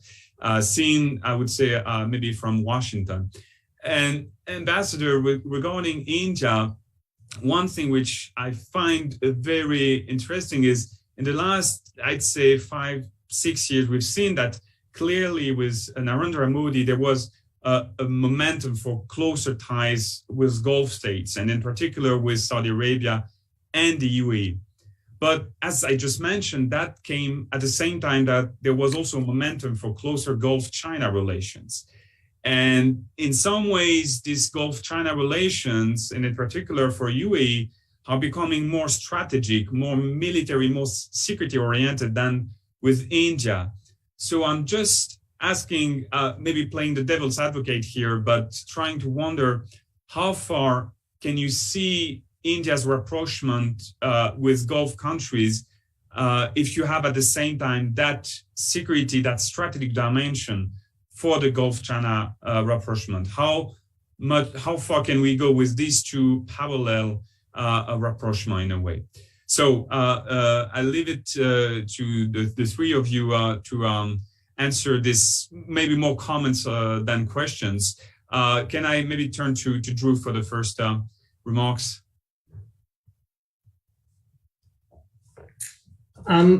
Sure. I mean, there's a lot there. Just sort of reflecting on these comments, I'm a little surprised at how much the three panelists are in agreement, as we each frame it in a very different way about the prospects for whether it's a theater of competition or an arena for competition. Essentially, the Middle East has agency and has its own interests, and each of these countries have an interest in building their relationship. As Ambassador Menon said, not everything is a zero-sum game, and not everything is a gladiator fight, even if that's what people want to see in some cases. I think we shouldn't underestimate. We shouldn't underestimate the marketing efforts of academics to make their conferences compelling. But I think at the same time, we have to look at the behaviors of each of the parties in their own interest. So on the F-35 deal, again, I'm not privy to what the internal deliberations were. Having worked on arms sales issues for many years, it's highly political, highly complicated, many more factors than you could possibly imagine if you're not sort of inside the bureaucracy. And it runs the gamut, and the number of vetoes in the system are considerable, running from foreign disclosure, security protection type people who are looking at proliferation of technology or the threat that technology could be lost. So these are very technical people making essentially policy decisions about the risk of U.S. compromise of U.S. technology or proliferation. I mean, that alone can be enough to stop any discussion. And I've seen it in discussions with close allies, where if the U.S. service that provides that weapon system doesn't have confidence that either the country receiving it can protect it or that there's a risk of proliferation, you never get to the political decision in the trade space. But as you go through that process, you then get to the more political elements, which can involve the interagency discussion. In the case of the UAE, clearly using the F-35 sale at one point as political leverage to achieve the Abraham Accords. I mean, that's coercive diplomacy and a fairly normal tool in economic toolkits. But then you get into the political aspect that's beyond the administration, and you get into Congress, you get into things like support for Israel, and all of those things can affect the decision. I think if you look at the reporting, and again, I have no inside knowledge. There's a lot of speculation that this somehow has to do with China, and that may be the case. But I'd note that the U.S. and Iraq, for example, had U.S. contractors, U.S. military equipment on the same base with Chinese contractors and PLA provided equipment that the Iraqis were operating side by side on a single base. So as long as those conditions where, now this is not F-35s and the U.S. most advanced fifth generation technology, this is in some case very different technology that's in close proximity to one another, but U.S. concerns, for example, in Turkey, where the U.S. was concerned that a Russian supplied S-400 radar system and missile defense system could be used essentially as an intelligence collection a platform against the U.S. most advanced fighter plane in current production.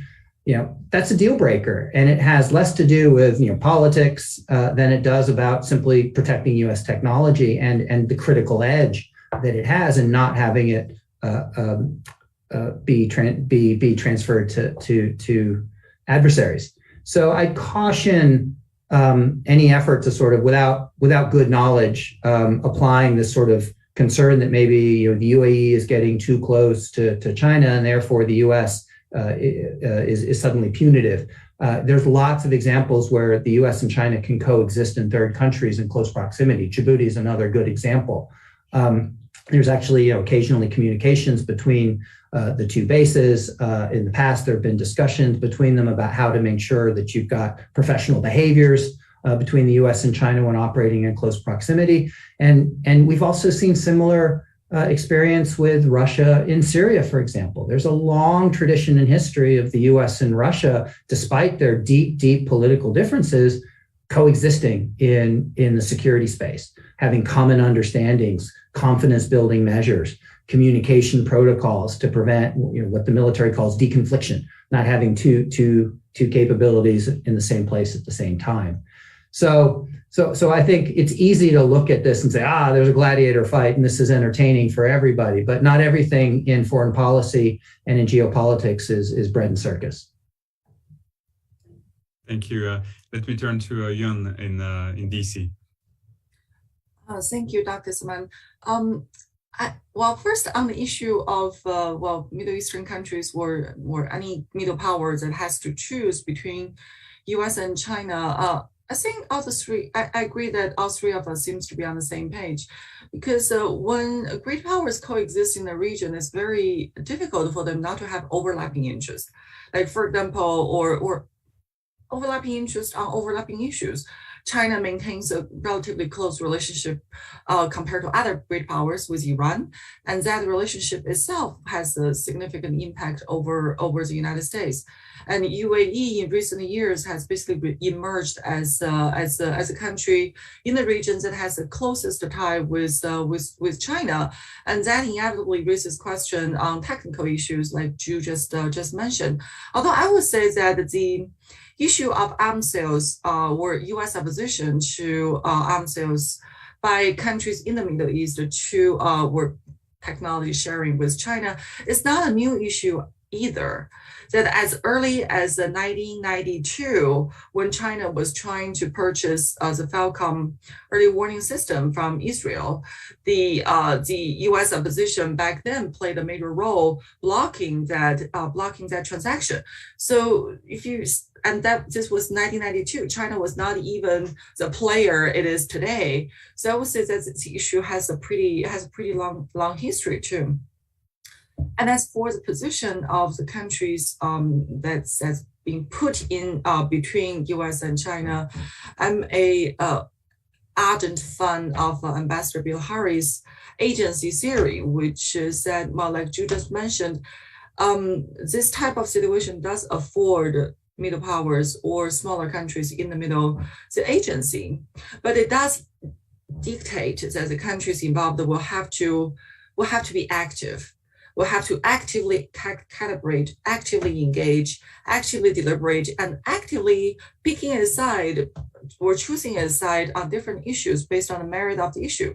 Like Singapore is not picking US side or China's side. Singapore is picking Singapore's side, right? And I think that is a position that's respected by both US and China. A few words on China's relationship with Gulf states.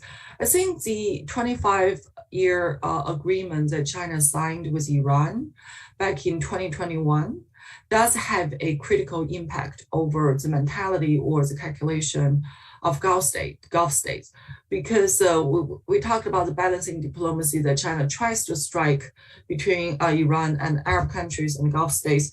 But this 25-year long-term cooperation agreement is believed to have offset that balance.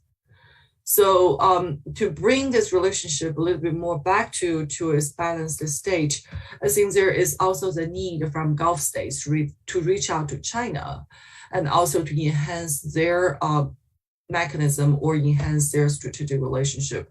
So I would say that balancing is not just one-sided by China. I think countries in the region also have to perceive and calculate China's relationship, for example, with Iran, and the strategic implications for the Gulf states. And the result that we're seeing, like for example, the Gulf foreign ministers visiting China basically around the same time in January, and the discussion about the free trade agreement with China is a reflection of the effort to restore this balance. Thank you. Ambassador. I actually agree with what's been said before. You know, when we say that countries don't want to see competition, I'm not sure that's true. That's what they say, but that's not how they act. They say it because they're expected to say that. But where does the agency come from for other countries? It comes from that competition. And the purpose of their policy is to increase their options, is to improve their options, create more options. And that actually comes out of an active diplomacy in a situation where there are several contenders. So yes, but I don't think that the Middle East is the larger powers' preferred theater for that competition, because none of them feels quite confident of being able to prevail. Each one picks naturally a ground which suits them best.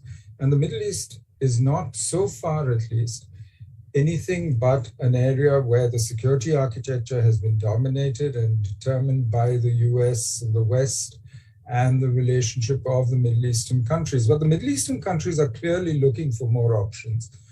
As Yunsun rightly said, when you look at their voting patterns in the UN, it's quite clear that what they're trying to do is to create space for themselves. And they will use whatever competition they can see, whether it's China, US, if India and China decide to get into a competition in the Middle East, which I don't see today. But if they do, yes, I'm sure they'd be happy to use it. They'll keep saying, isn't this terrible? But they'll use it, as Southeast Asia has done for so well and successfully for so long. States are not monogamous. You know, I think we have to remember that. And I think everybody involved is realistic enough to understand that. So when you said that, oh, but China's relations with the Gulf countries are more strategic than what, say, Modi has done in the last few years.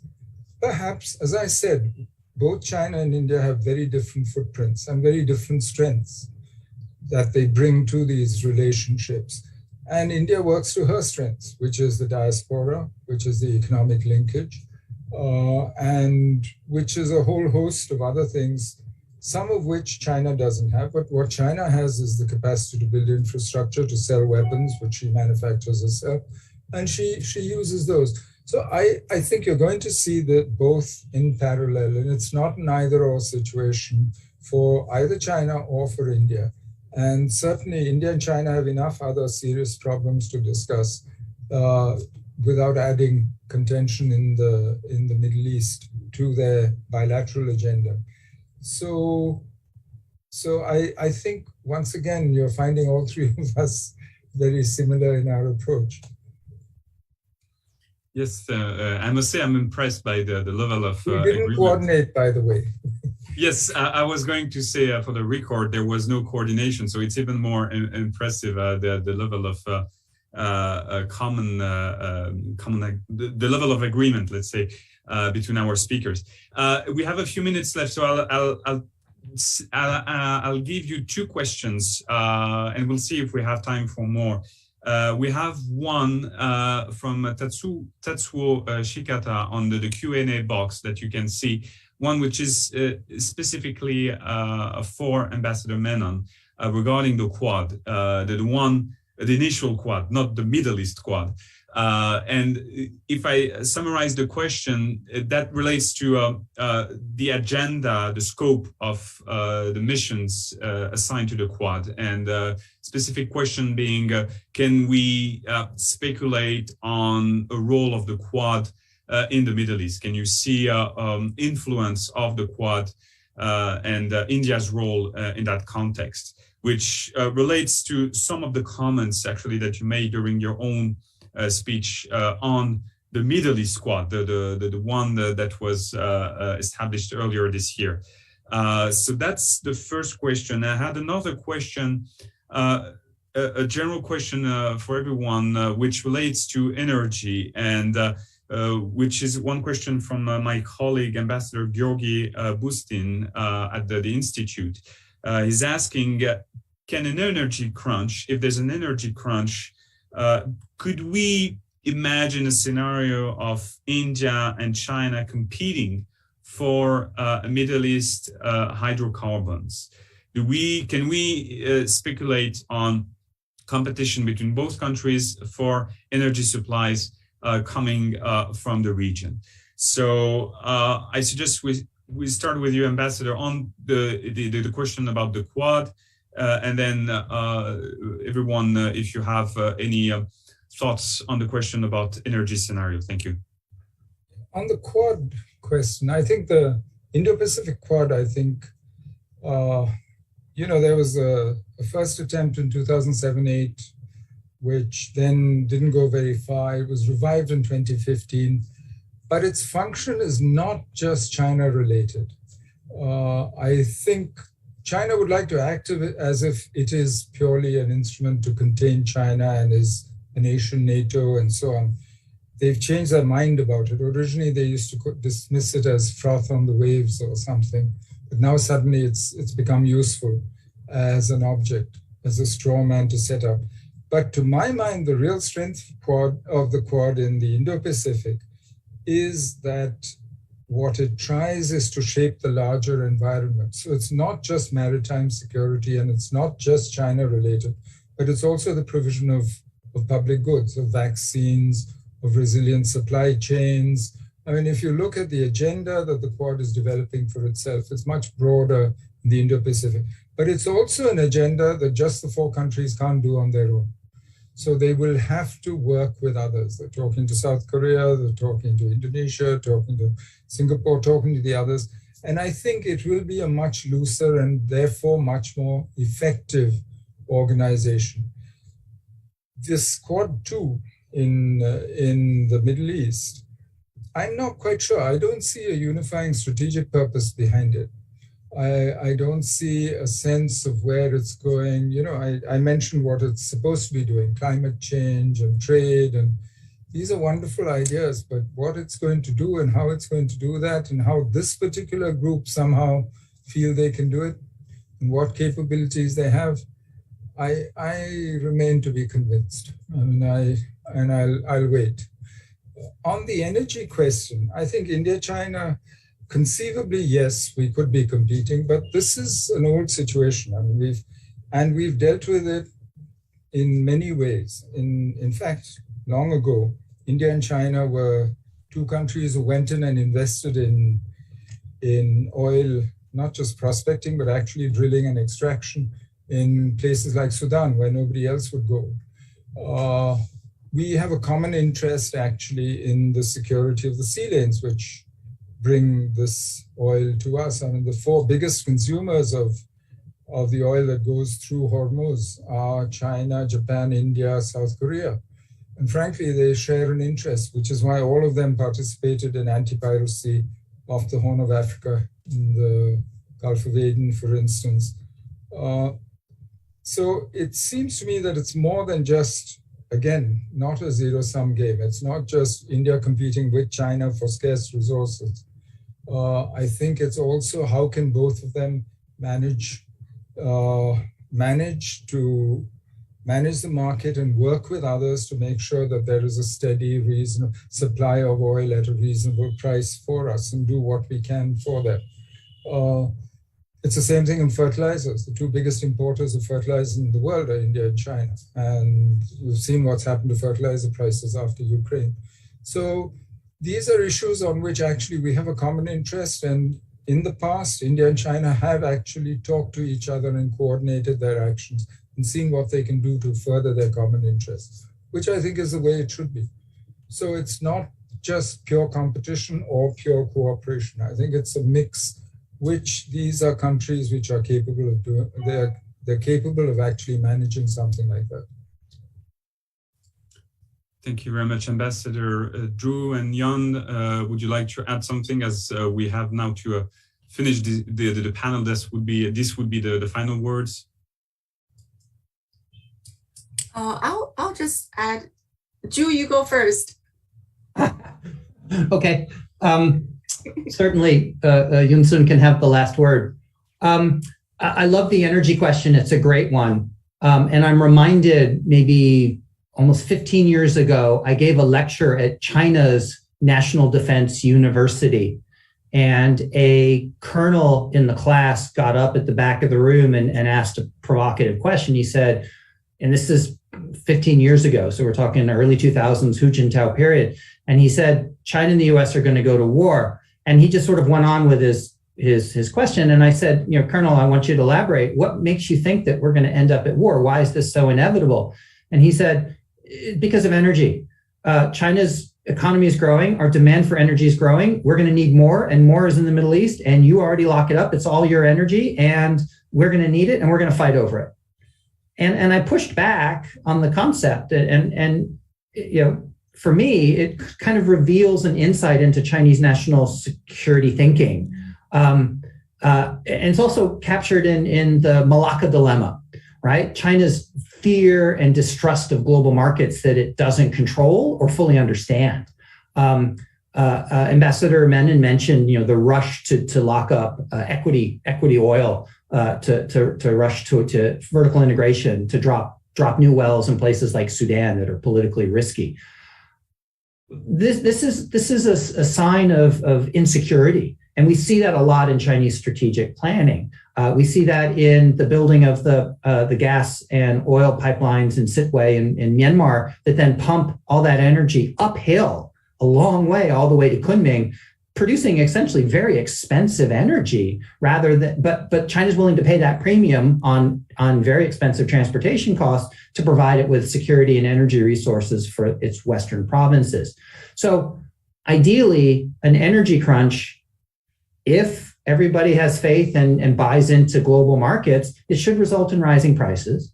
Rising prices then should result in things like natural gas becoming more competitive, more investments in energy efficiency, in climate technologies, carbon reduction, renewable energy, electric vehicles, all of those things, right? So in an optimistic world, rising energy prices actually probably benefits climate change politics and policy if we accept it and embrace it and don't try to release energy from our national strategic stockpiles and start investing in things like creating an efficient engine. Minister Teo, talked about Singapore's efforts to become essentially a green gas station for the world. Yeah, ammonia, which is potentially generated from natural gas or from other sources that creates a green fuel for the world's shipping fleets and ultimately for the world's navies. These are the sorts of technologies that will result from an energy crunch, an oil crunch that produces higher prices, that then makes all of these other new technologies that are climate friendly much more feasible. So I think we're a long way from having this kind of mindset in places like China, which is very suspicious of anything outside the party. It's a very Marxist view of the world. And it's not just the United States they're suspicious of, or Europe, hostile Western forces. It's just anything not in the party within China as well. Hence all of the social controls and censorship. So again, an energy crunch isn't potentially a disaster or an inflationary device. It's really an opportunity to really solidify investments that will make the world more stable and more sustainable for the future. So I'll stop there and happy to have Yun Sun have the last word. Thank you, Ju. We always love a Chinese anecdote from provoking Chinese policy wonks, and especially when those policy wonks come from PLA.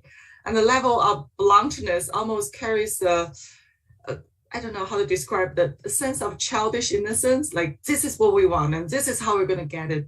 And you wonder about the level of sophistication and nuances in the policy deliberation process.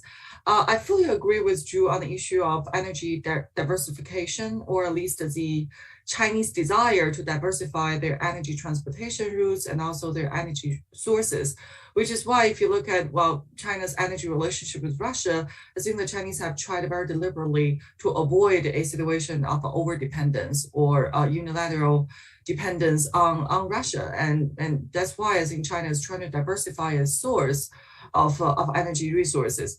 I think the Chinese has become more confident about market, about basically if the Chinese energy trade is a transactional behavior, then China might be susceptible to the potential disruption to the supply, but it's not vulnerable because the market will always offer China as a buyer the resources that China would need. And I agree with Ambassador Manon on the issue between China and India. I don't see their relationship coming to the Middle East energy, crude oil or natural gas trade as competitive. In fact, there's more converging interest rather than diverging interest. And for my recent memory, at least in two cases, China and India were put on the same side, and in terms of their energy trade with problematic trading partners. And the one example was 2012 on the issue of Iran, that US was pushing for both China and India to decrease their crude oil import from Iran. And in order to qualify for the national security waiver, both China and India had to cut their oil trade.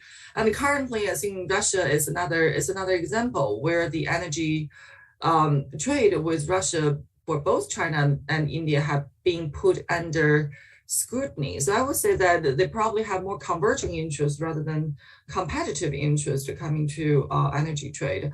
But still, for the long run, I think the long-term trajectory of China's demand for fossil fuel is going to decrease. China is trying to achieve the carbon peak by 2035 and then carbon neutrality by 2060. So if you look at the long-term trend, I would say that the dependence on Middle East energy resources for China in the long run is going to be a downward trajectory, not upward. So that will have significant impact for the relationship that they already forged. Thank you. Thank you very much, and thank you to the three of you. We have to stop here, given the time constraint, and my apologies to the participants that didn't have the possibility to ask their questions. As I said, thank you to our three panelists. Special thank you to Yoon Sun, who did this panel in the middle of the night in DC. This was a great conversation, and this is a transition for the next panel that will actually be specifically looking at trade. So let me now turn to my colleague, Clemens Shea, who's going to moderate the next panel. Floor is yours, Clemens.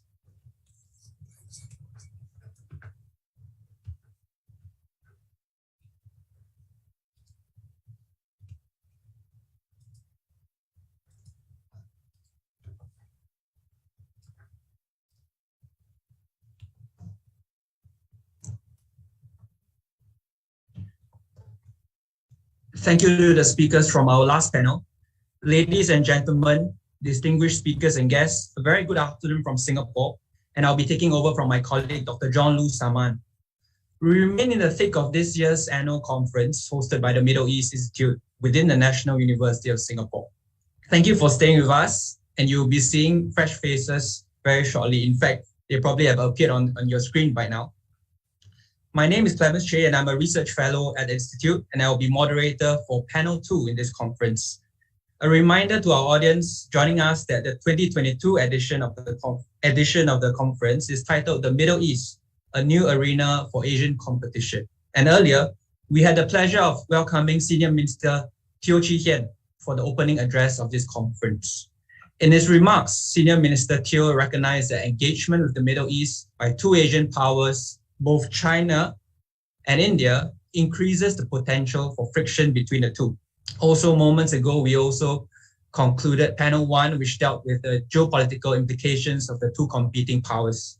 The panel tackled the interests of the Middle East Quad formed last October, or what some may call the mini Quad, comprising the United States, Israel, and the UAE, United Arab Emirates, and whether such an initiative would in fact blunt China's influence in the Middle East. And here we are now at panel 2, asking what kind of impact the competition between Beijing and New Delhi would have on trade routes running from the Middle East, and also prompting spillovers onto other parts of the world, including our region here, Southeast Asia. So on the one hand, China's BRI, Belt and Road Initiative, has left an extensive economic footprint in the Middle East, particularly through a number of bilateral high-level diplomatic agreements known as the CSPs, the Comprehensive Strategic Partnerships. And on the other hand, India is no newcomer to the region, to the Middle East, tracing back to its historical role in the region. And under Prime Minister Narendra Modi, there are clear signs of a greater foreign policy pragmatism that sheds previous traditions of anti-Americanism and non-aligned politics. Take the remarks of the Indian Foreign Minister S. Jaishankar, for instance, who at the first meeting of the Middle East Quad told his interlocutors that his country's ties to the US, Israel, and the UAE are among the closest relationships that India has. So the question now is, does increasing interest in the Middle East from both India and China bode well for the future? Now that India has rolled out a national tech stack comprising a set of state-sponsored digital services that link electronic identity, payments, and tax systems, the country has now been turbocharged into the world as the third largest startup scene after America's own scene and China's. So what next for the supply chains? Will these be reconfigured to lessen the reliance of firms on China and in turn further attract those in search of an attractive manufacturing location? Will this push firms towards India instead? So how will Middle Eastern countries react? So here we are, and we are very, very pleased to host 3 experts answering these questions. So without further ado, please allow me to introduce our panelists.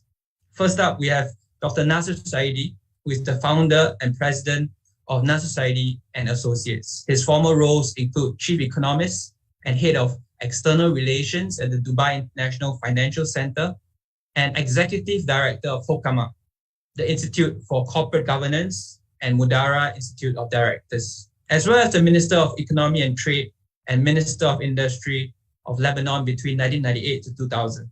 He was also the first Vice Governor of the Central Bank of Lebanon for 2 successive mandates, and he is chair of the MENA Clean Energy Business Council, a member of the IMF's Regional Advisory Group for MENA, a member of the Advisory Board of the Official Monetary and Financial Institutions Forum, and also a member of the Advisory Board of the Lebanon Oil and Gas Head at the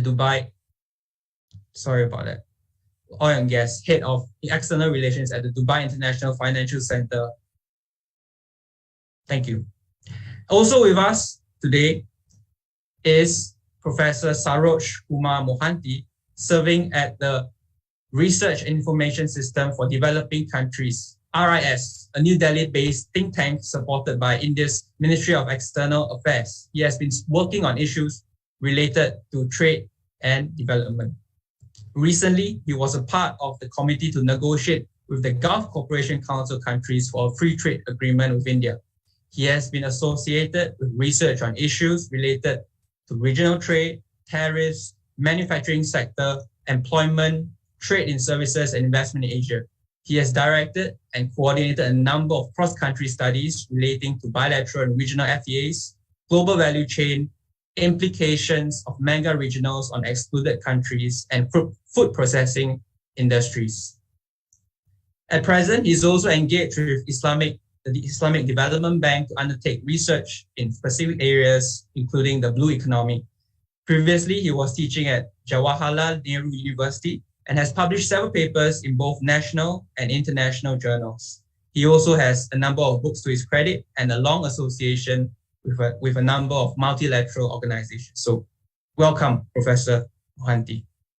And finally, we have Professor Xiao Geng, who is Professor of Practice at the Chinese University of Hong Kong, Shenzhen, and is Director of the Institute of Policy and Practice at the Shenzhen Institute of Finance. He is also founding fellow, founding president, and current chairman of the Hong Kong Institution for International Finance, and member of the expert groups for the advisory bodies of the Shenzhen and Hengqin governments. Professor Xiao Geng's research and practice have focused on China's economic reform and opening, covering macroeconomics, international finance, capital market, enterprise reform and productivity, and also US-China relations.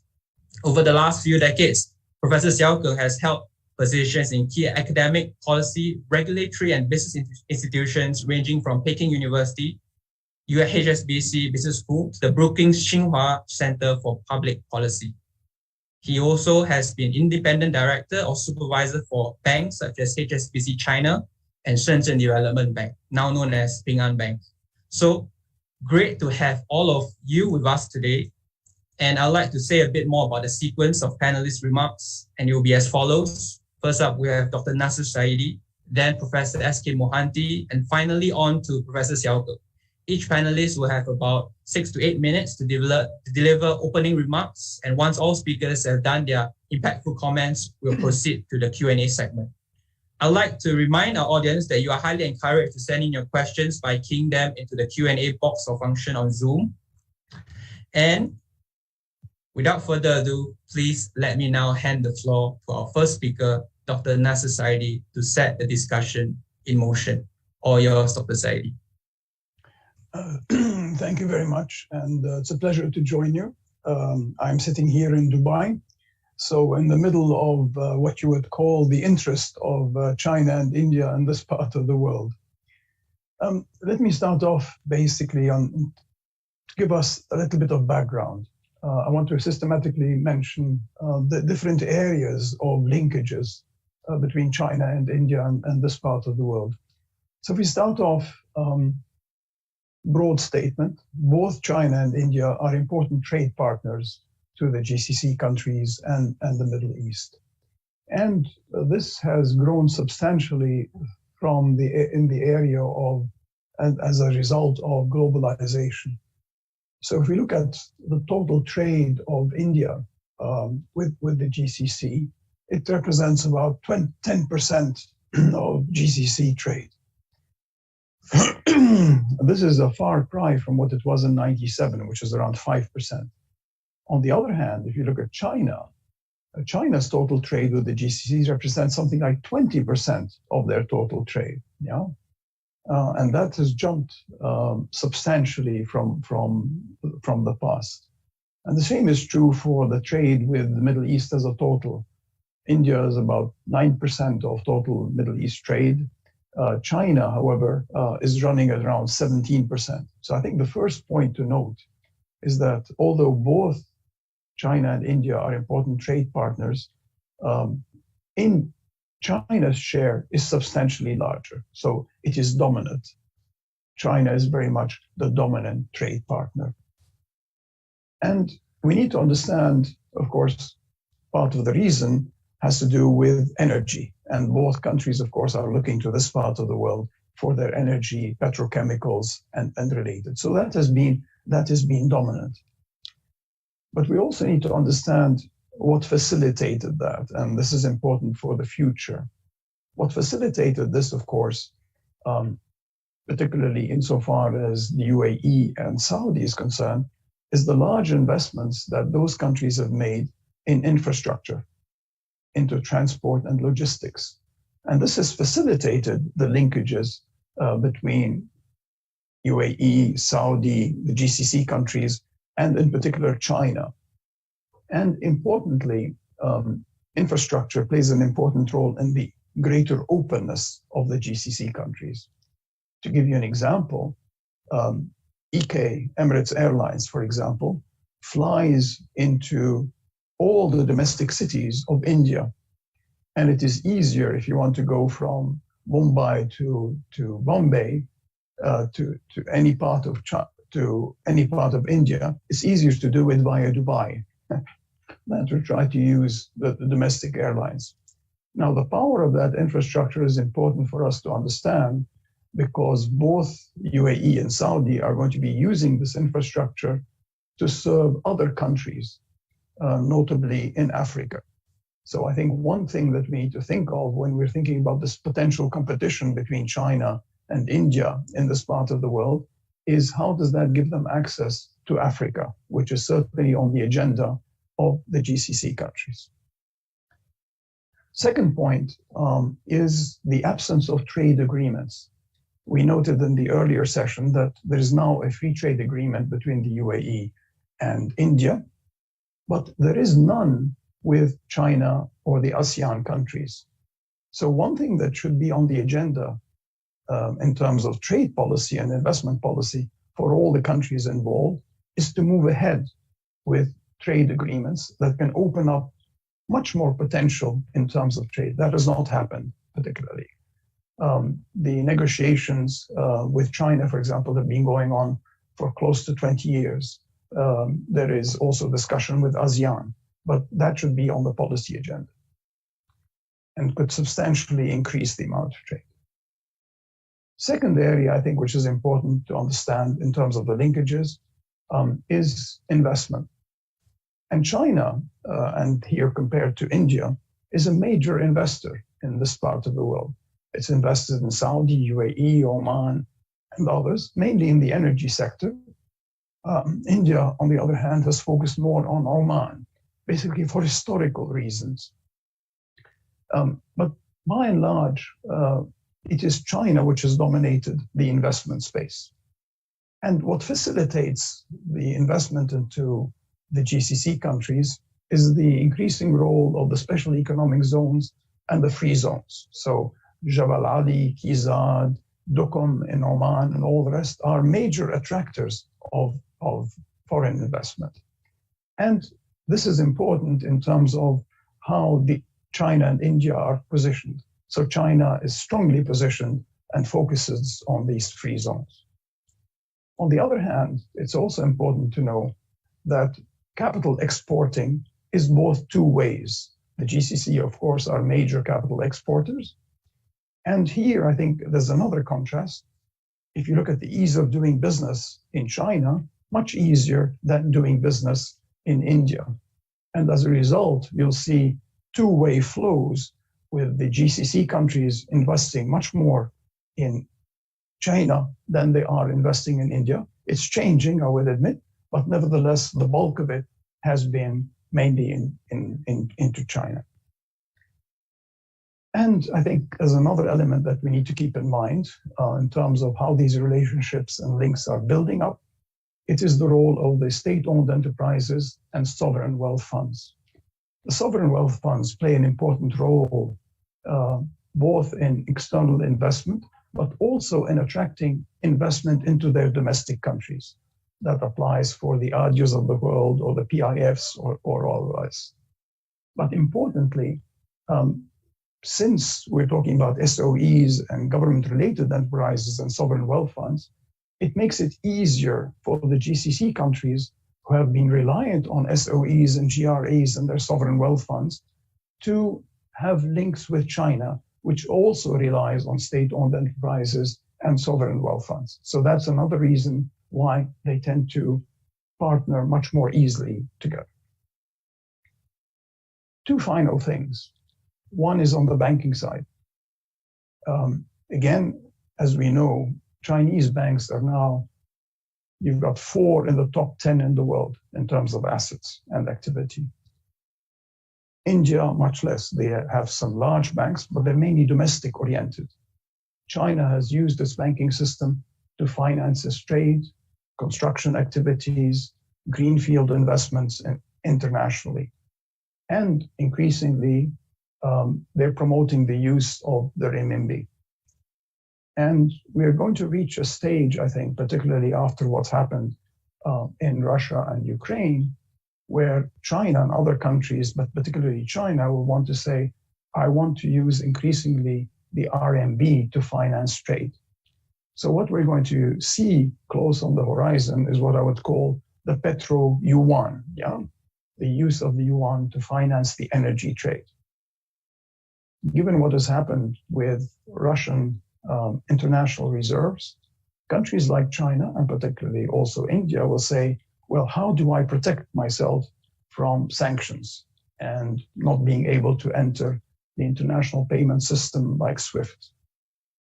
China has developed its own CIPS, the China Cross-Border Interbank Payment System. They're going to be promoting that, and it may attract more and more countries. The final thing, of course, but I won't spend too much time, maybe we can discuss it later, is, of course, the importance of labor flows. If you look across the Arab world, something like 41% of the labor force of migrants is across the Arab world versus 5% globally. So we tend to attract a lot, and it's mainly to the Gulf countries. And of course, the return of that are the remittance flows, particularly to India, highly dependent on remittance flows from the Gulf countries, particularly Saudi Arabia. So that's another linkage between them. So let me perhaps end when we look at globally at this picture with 2 remarks.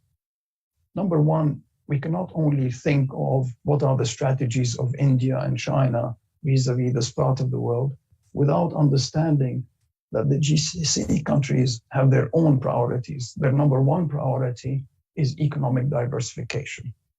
How do I diversify from being highly dependent on oil and gas? And they will look to countries to partner with them to the extent that they help them with their diversification policy. And China has engaged much more closely with the GCC countries in terms of enabling their diversification. India, much less. And let's remember that China does have a specifically Arab policy, the 1-2-3 policy, 1-2-3 as we know. India has not developed as much of a policy. The final remark I would make is that it's not only important that they understand what the economic strategies are of the Gulf countries, but that they put in place the tools. So if you want to develop those links, you're going to have to develop the trade and investment agreements. Those are critical for us to move forward. And here, I think, since we're talking in Singapore, Singapore has an important role to play because out of all countries, this was the first country back in 2016, if I recall, to have signed a free trade agreement with the UAE. So perhaps Singapore can play a role in bringing the GCC countries, much closer to ASEAN and to the other Asian countries of the region. Let me stop there.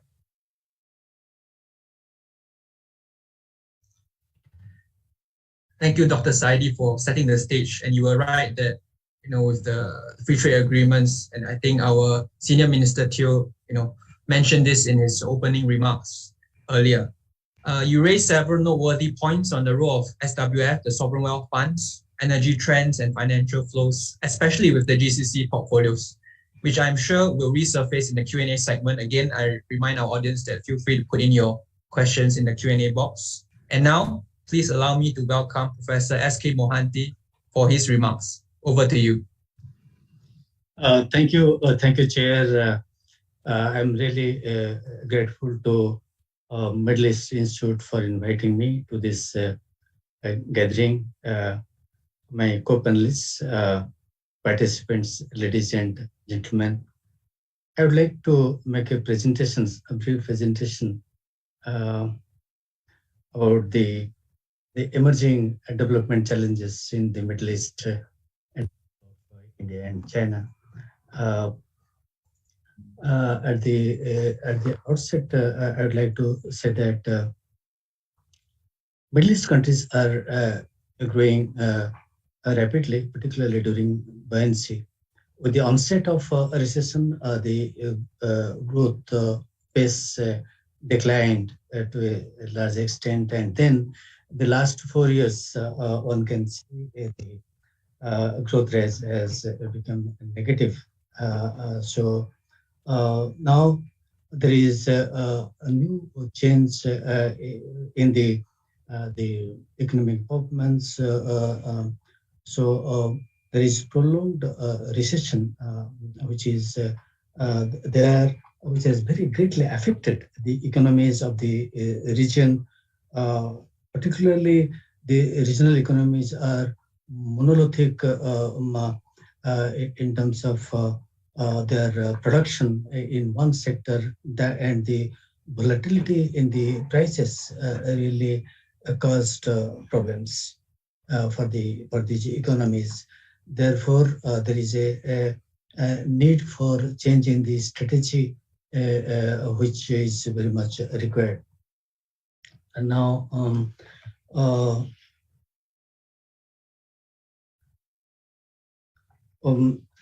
I think if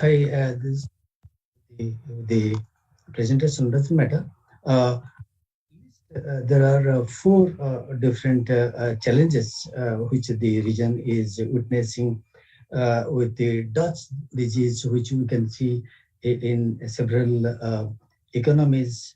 Middle income trough is another one which I think many economies in the coming years. Depletion of oil reserves and also the move towards renewable energy by many countries could be a challenge for these economies. Similarly, the development challenges in terms of the changing the planning pattern in the coming years, and the role of India and China in terms of supporting these economies, in terms of building industrialization in these economies. So one can see that between the MENA countries, what I have seen that the international trade is very moderate, between 11 to 13%. But with the onset of the recession, it has gone down to some extent. It is more or less static between 10 to 11%, and also slightly improved in recent years. But the most important aspect is about the middle income trough, which many countries are going to face in the coming years. Because of most of the countries are under the upper income bracket, it would be difficult for them to compete with the low wage economies, particularly low middle income and other LDCs. and also those highly resource-based economies, technologically advanced developed countries. So maintaining high growth rate is also very important for them. So therefore, how to get out of the middle income trap is a major issue. Recently, we have conducted a study where we have tried to see that from moving from low income to middle income economy, this would take nearly 28 years if the economy is persistently growing at the rate of 4.7%. From middle income to high income group, that is $4,000 to $12,000, I think most of the middle income Middle East countries are in the above $4,000 in constant terms, and they have to grow at the rate of 3.5% to ensure that for next 14 years to ensure that they're into high income bracket. So that is a major challenge for them. The recently what happened, I said that the buoyancy 2002 to 2007, they maintained a growth rate more than 5%. But the onset of recession, till recently, they maintained very low level of growth rate. Per capita income also declined. And the recent years, the last 4 years, in growth rate of the region has been negative. So that's a major. So they have to adopt an alternative development strategy to ensure that they're into high income bracket. They're also facing the problem of Dutch disease because of the dominance of one commodity, and they have to develop new strategies for that. And many countries have already adopted such strategies to get out of Dutch disease. But one can see that while their trade with the world is again the imports is consistent, but again the export is fluctuating to a very large extent. And in recent years, I think it is very extremely unstable despite their major exporter of oil. But in the services sector, you can say they have persistently have very high trade deficit with the world economy. With India and China overall trade, one can see that with China, which is a major trading partner with the many countries, one can see that the sometimes the region is deficit, sometimes surplus, but is in recent years is quite fluctuating. But with the India, overall trade deficit is with the India, and the region is having large trade surplus. But the one thing is very clear that the region is going through structural change, but it is very slow. India and China very segmented kind of trade with the region. China is mostly importing primary and finished products and exporting everything other than the primary products, whereas India is considered similar to that of China when import is concerned, but definitely not exports. But the region is very much strongly linked with both India and China in terms of technology-intensive trade. Yeah, of course, China is a big player. India sees intra-industry trade with the region so far as technology-intensive trade is concerned. Both countries have got a trade surplus with the region so far as non-oil products are concerned, particularly the trade without Chapter 27 in HS classification.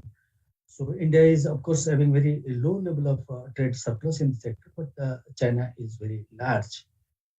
So if you look at the trade potential in both the regions, one can see that both China and India have got a large trade potential in number of sectors. Like the region has got large trade potential in both the countries.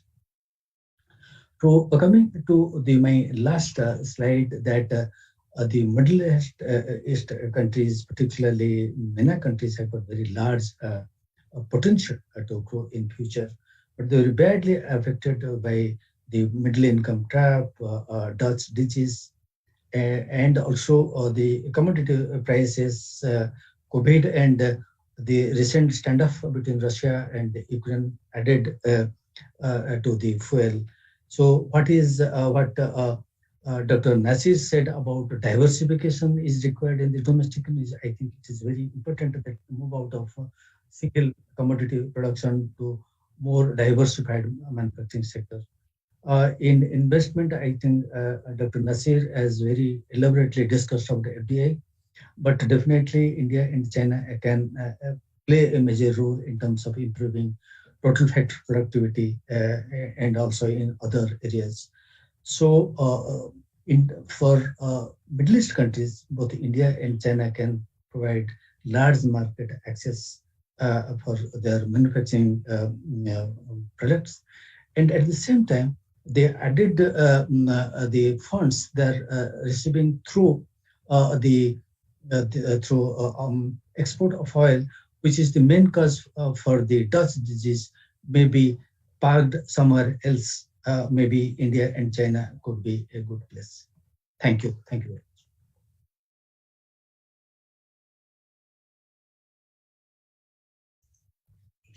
Thank you, Professor Mohanty, for your remarks. And I think what was quite insightful was about the middle income country trap, which we may later single out when we discuss the topic of labor supply.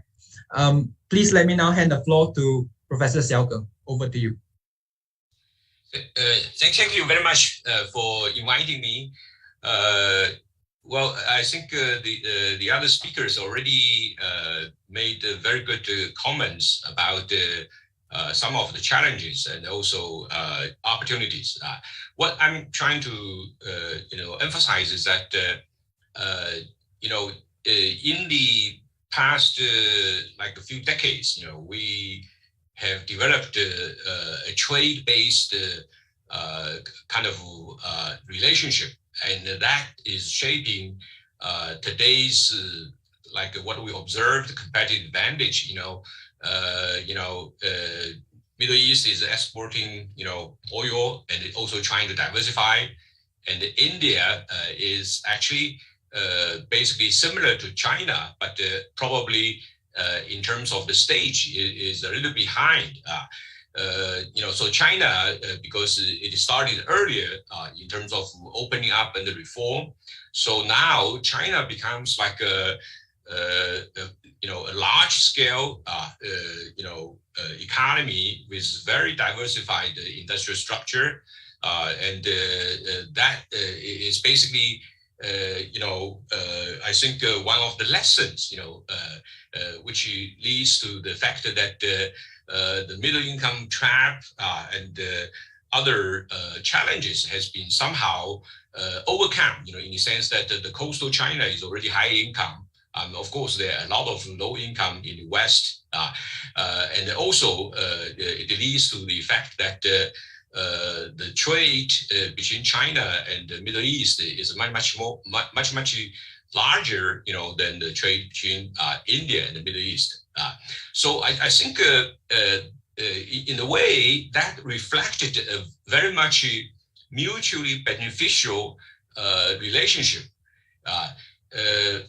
If continue, I think India will catch up, and India is a very young economy, and China is actually aging, and the Middle East will diversify and basically benefiting the whole world, particularly developing countries, by sending the remittance out to India and other countries, right? So I think this kind of good scenario, which we already experienced, is facing challenge, because we are now not just competing in terms of trade and the economy, which is fundamentally win-win. It's not zero-sum game, right? So now we are spending a lot of effort on zero-sum game in terms of national security. The suspicion, among the major powers, China, United States, in a way reflected the insecurity of both China and the United States. The two big countries, if they work together, nobody can challenge the G2, China, United States, if work together, right?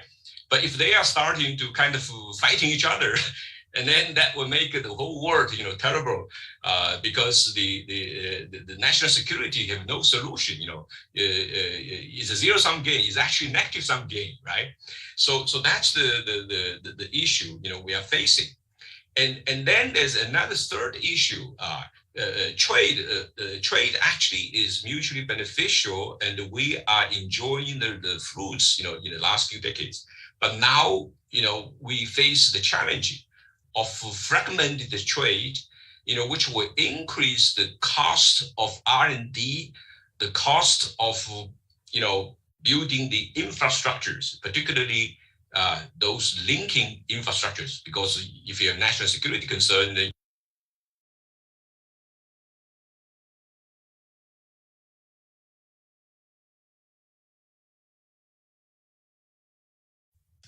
sorry, it's interrupted, but it restarted. So I think then it comes to that's something I think in my view, competition is always good if it is win-win, and in that sense, we are in a very good. We face a very good opportunity, in the sense that we are now really living in a global village. So United States and China and India and the Middle East actually are checking each other, because as I mentioned, I remember, Joseph Nye mentioned the diffusion of power, which is actually happening. Small countries, can have big power, in certain areas. So I think, I think in the future, because we are, kind of constraining each other. So China or United States, I think in the future will never really become the only hegemon, or actually, other countries, India will catch up, will have tremendous power, influence the future international order. So I think that kind of competition, we work together to build better rules, so to actually bring back what we have enjoyed, the kind of economic competition. I think that's something we need to pay attention to, because otherwise, then the cost of R&D, if it's cannot be shared by a very big market like India and China together, or the whole world together, then if every country will have different standards, we have fragmented blocks of supply chains, that's going to increase tremendous the cost of the economic activities in the future. So that, I think, in terms of competition in the Middle East, I think we should see from the angle that we should promote win-win trade, and trying to limit those lose-lose, kind of fragmentation of global trade, global supply chains. But how to do it? I think the point I'm trying to make is that we just look at the reality. Look at what China has been doing in the last few decades. It is basically focused on economic construction. But if there's shocks from like the US, in terms of national security, that will stimulate China to build more, weapons, military forces, and that is actually unfortunate. So in a way, if we look at the trade between China and the Middle East, the two sides has no national security concern, and they are mostly focused on how to improve the people's living standards and how to do trade, how to do investment. And you can see very clearly better results. But if you look at US-China, actually it's pretty good up until a few years ago. But even when US-China has conflicts, have trade war, Still, because trade is mutually beneficial, you have trade war, you hurt both sides. And that's why the US are considering now to basically eliminate those tariffs because of high inflation, right? And then if you look at the China and the India trade, actually has been doing very well. But somehow, because of those national security concerns, it is not growing, well. I will not say it's in a terrible situation, but we actually lost the opportunities. So I think by looking at all this previous experiences, I think there's a clear, direction, what we should do, right? And with all these uncertainties about the pandemic, climate change, Ukraine war, geopolitical, sanctions, those, I think we should remind us, we should go back to the good days, even though it's very hard. But I think China, India, and the Middle East are really, big powers in certain way. If you talk about oil, Middle East is a big power, right? If you're talking about the young population, the future of manufacture, and the digital, economy, India is a big power.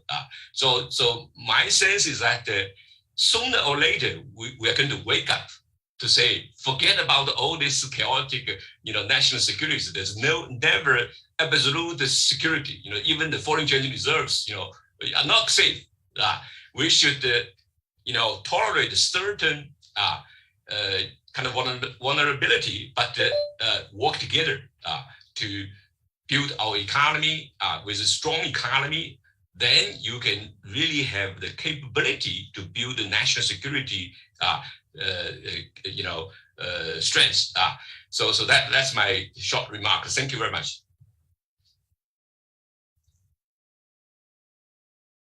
Thank you, Professor Xiao Keng, for your remarks. In particular, your point on the China, India, and the US serving as check and balance to one another is perhaps a re-entry point for our current discussion, and so is your point on national security concerns disrupting trade patterns. So we have now officially entered the Q&A segment. And again, I would like to remind our audience that you can key in your questions in the Q&A box. And let me tap on my prerogative as moderator to ask the first question. And of course, when we reference this to current events, and especially the Russian-Ukraine war, what are the implications for trade where China, India, and Middle Eastern countries are concerned? And I think I want to ask our panelists, on two different levels. First, based on the phenomena that we have witnessed so far, first, disruptions in food security, notably in wheat exports, for example, and also India issued an export ban, on that aspect, but also shifts in crude oil shipments, which all of you touch upon in one way or another. So what are your thoughts, based on these questions? Perhaps we should go back to Dr. Saidi first to begin. Sure, the important questions. The main issue, it seems to me, what are the lessons that we're going to derive from the Russia-Ukraine war? And potentially it could lead to a change in the energy map of the world. Russia is going to face declining markets in Europe. The United States will be the primary beneficiary of that. The United States will try to sell more gas, in particular, to Europe, along with arms. Now, Russia then finds itself with having to find markets for its oil and gas. Naturally, it will turn towards China. China will then have a choice to start buying cheaper Russian oil and gas. But of course, as was mentioned a bit earlier in other panels, and maybe in this one, China will have to guard itself as becoming too dependent on Russian oil and gas, for exactly the same reasons as what happened to Europe. You don't want to be too dependent on one source of supply. The net result, I think, is going to be two things. One is increasing reliance on Gulf oil and gas, particularly from countries that can ramp up production quickly. That includes countries like Qatar. But second, I think we need to remember that new energy is going to become increasingly important in the decades to come as you start fighting climate change.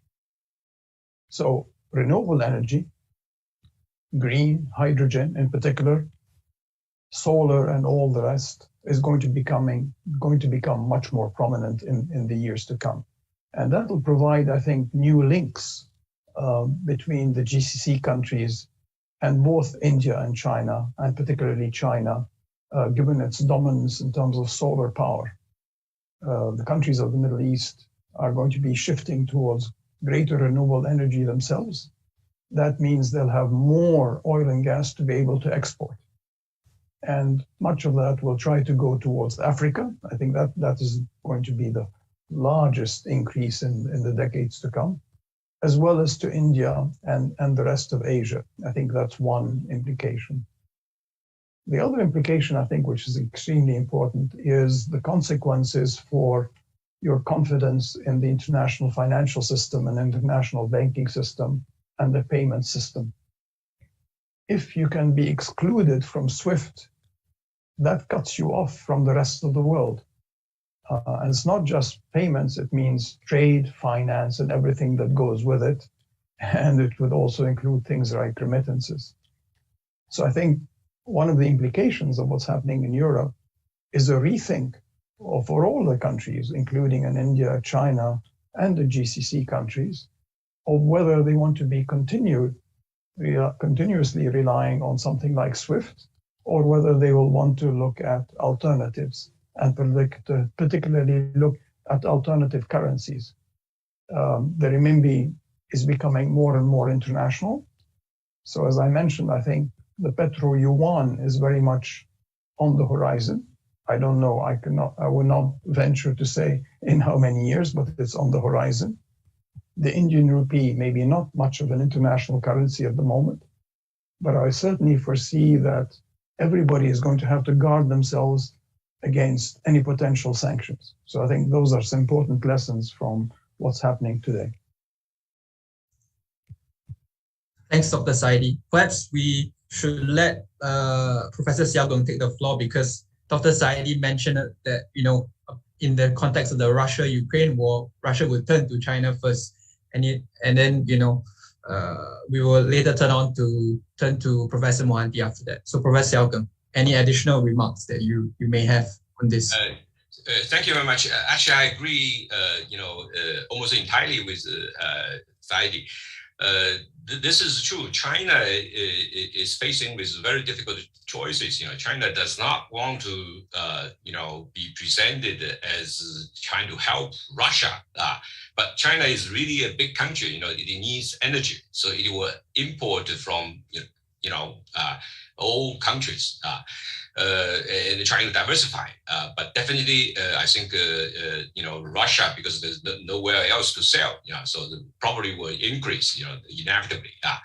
But I think more importantly is the way China look at the international order, particularly the currency, which is really, really serious.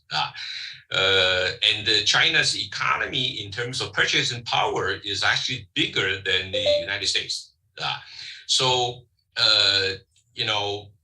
far, China has no kind of restrictions on U.S. dollar. Even in China, U.S. dollar, it's like every household can use it.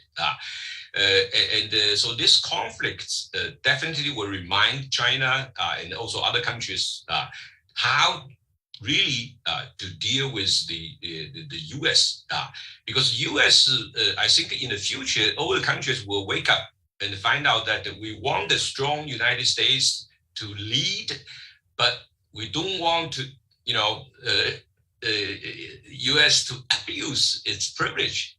As a leader, we listen to you because you are the leader. You lead us to something good, right? So this is really, I think, a turning point. We need to put some constraints on the misbehaviors as a superpower of the United States. You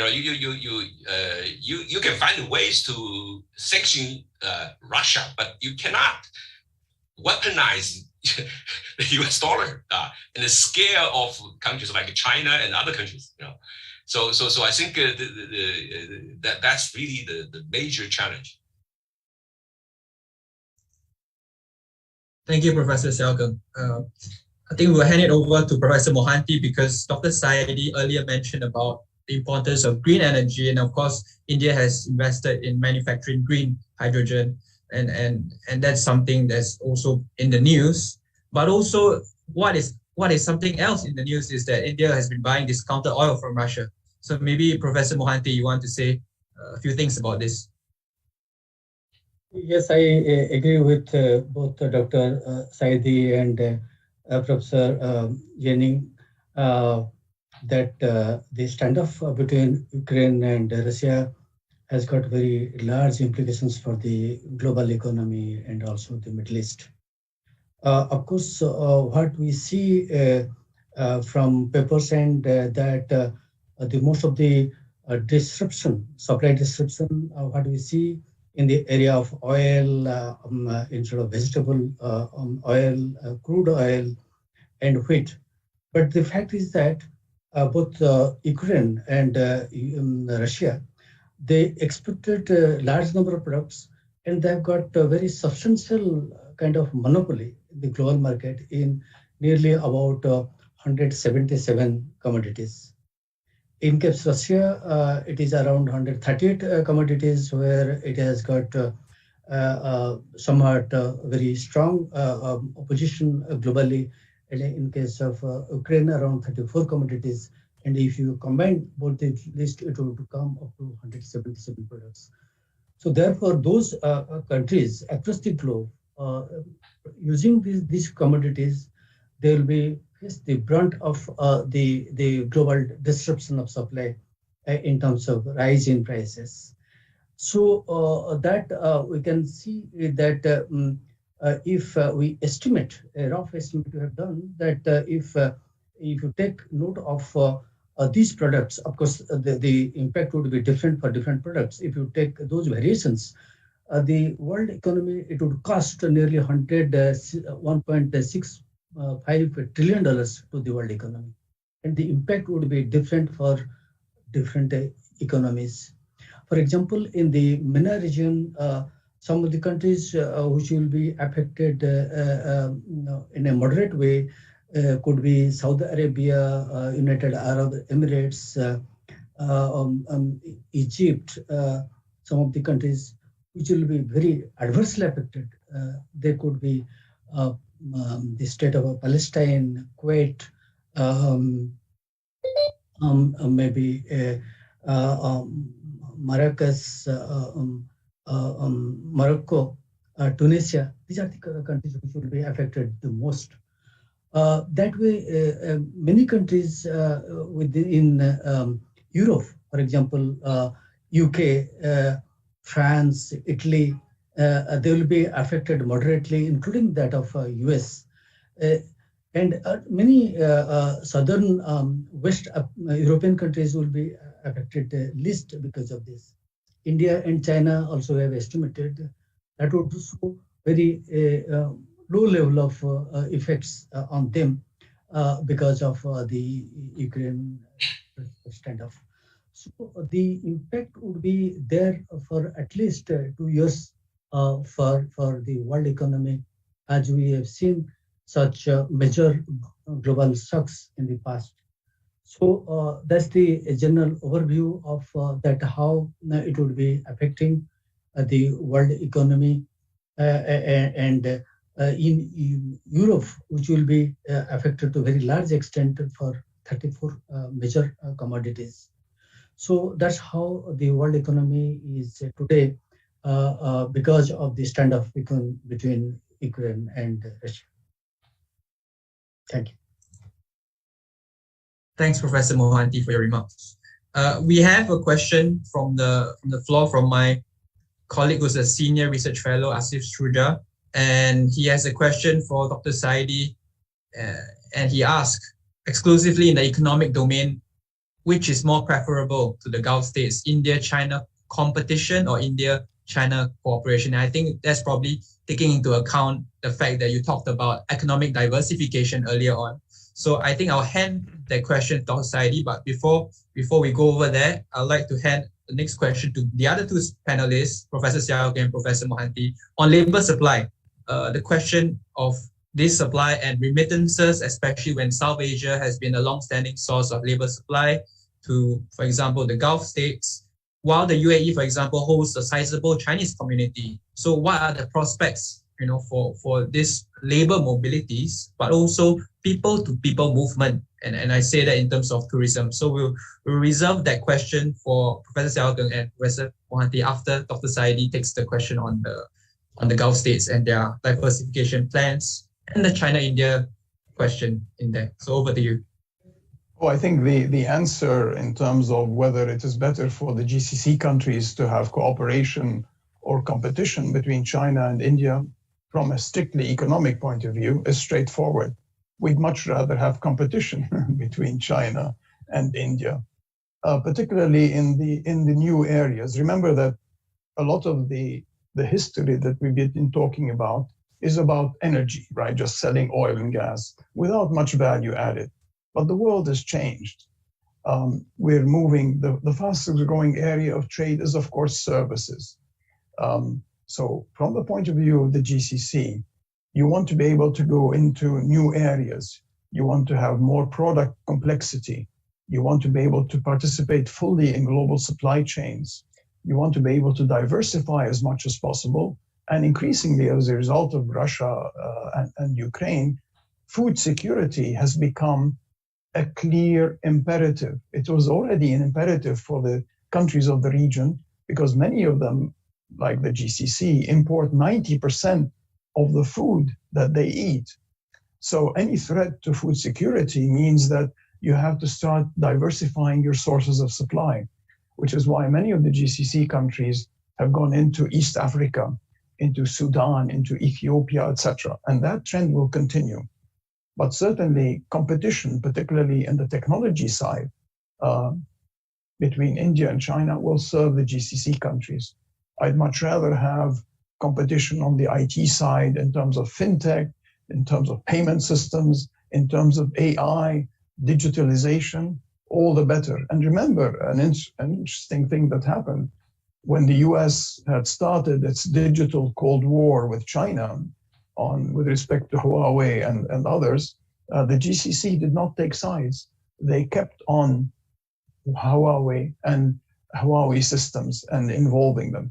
I think that illustrates very well the stance, I think, of most GCC countries. Again, diversification is extremely important, particularly if you're an importer of the technology, right? You don't want to get stuck with just one system because then you're liable to be, let's call it, blackmailed. So you don't want to live with that. So greater competition serves the GCC countries. Thank you. Thanks, Dr. Saidi. Over to you, Professor Xiaokeng. Well, I think in terms of migration, from Chinese point of view, China actually have a problem of how to diversify the rapidly increasing wealth. So most Chinese, they have R&D, domestic, onshore assets. So there's a very important, force, which is working, trying to have overseas offshore assets. And that means investment. So I think the investment will be a very strong driver. A lot of people think about investing around the world, and the Middle East is one of the, key area. And the other way around, the Middle East want to diversify their economy, and they also want to invest in something not related to oil, right? And China is just plenty, So I think already this is doing very well. And also related to this is the financial cooperation, some of the financial centers, which in the Middle East, Chinese cities, they are all trying to learn. So I think here there's a lot of opportunities. Thank you, Professor. Additional remarks from you, Professor Mohanty, on this labor mobility issue and tourism as well. I think this issue is very close to our heart. Our strong relationship with the Middle East countries is with the labor movement. So when you talk about labor movement, it is both blue-colored and white-colored labor movement. So what we have seen over the years that India has very increasingly benefited from the labor movement that we saw in the past several decades in terms of a rise of remittances to the country is quite valuable in terms of supporting our the savings rate. But now we have made a lot of efforts in terms of improving the quality of labor force, which is very much required domestically, and also very much into the mode 4, which is white-colored labor movement, particularly of natural persons. So since Middle East is now diversifying the way Professor Dr. Saidi said that which Middle East is very much in the process of diversification that we have seen in Dubai, which is now moving out from the traditional oil sector to more financial hub for the region and one of the most important hubs for the world economy. There is increasing demand for the mode for particularly IT professionals. So now there is a quantitative change, qualitative and quantitative change from blue-colored labor migration to white-colored migration, and also in terms of their tenure. I think the average tenure is slowly reducing because of increasing participation of white-colored migration to these economies. Thank you. Thank you, Professor Mohanty. So it's almost 6 now over here. So we have time for just one more question, if I may. And I think I will ask all the panelists to give us some short comments on climate change. And I think that also has something to do with the energy sector. And with climate change becoming a mainstream energy issue, especially after the last conference of parties in Glasgow, what are the possible contributions by the world's leading energy consumers, such as India and China, but also for the Middle Eastern countries? And I think, again, these are some of the aspects that you included in your earlier comments, but here we try to put in the aspect of climate change in your next answers. So we'll go back to Dr. Saidi first. You're right to ask the question because the MENA region is probably the most exposed in the world to the risks of climate change. You've got increased desertification happening, affecting countries like Sudan, but also the rest of the Middle East. Look at what's happening in Iraq. We're highly reliant on water from outside the region. So something like 85% of the water that gets consumed in the region originates outside the region itself, whether you're talking about the Nile or the Euphrates or other. And then you've got rising temperatures, right? Look at what happened last summer.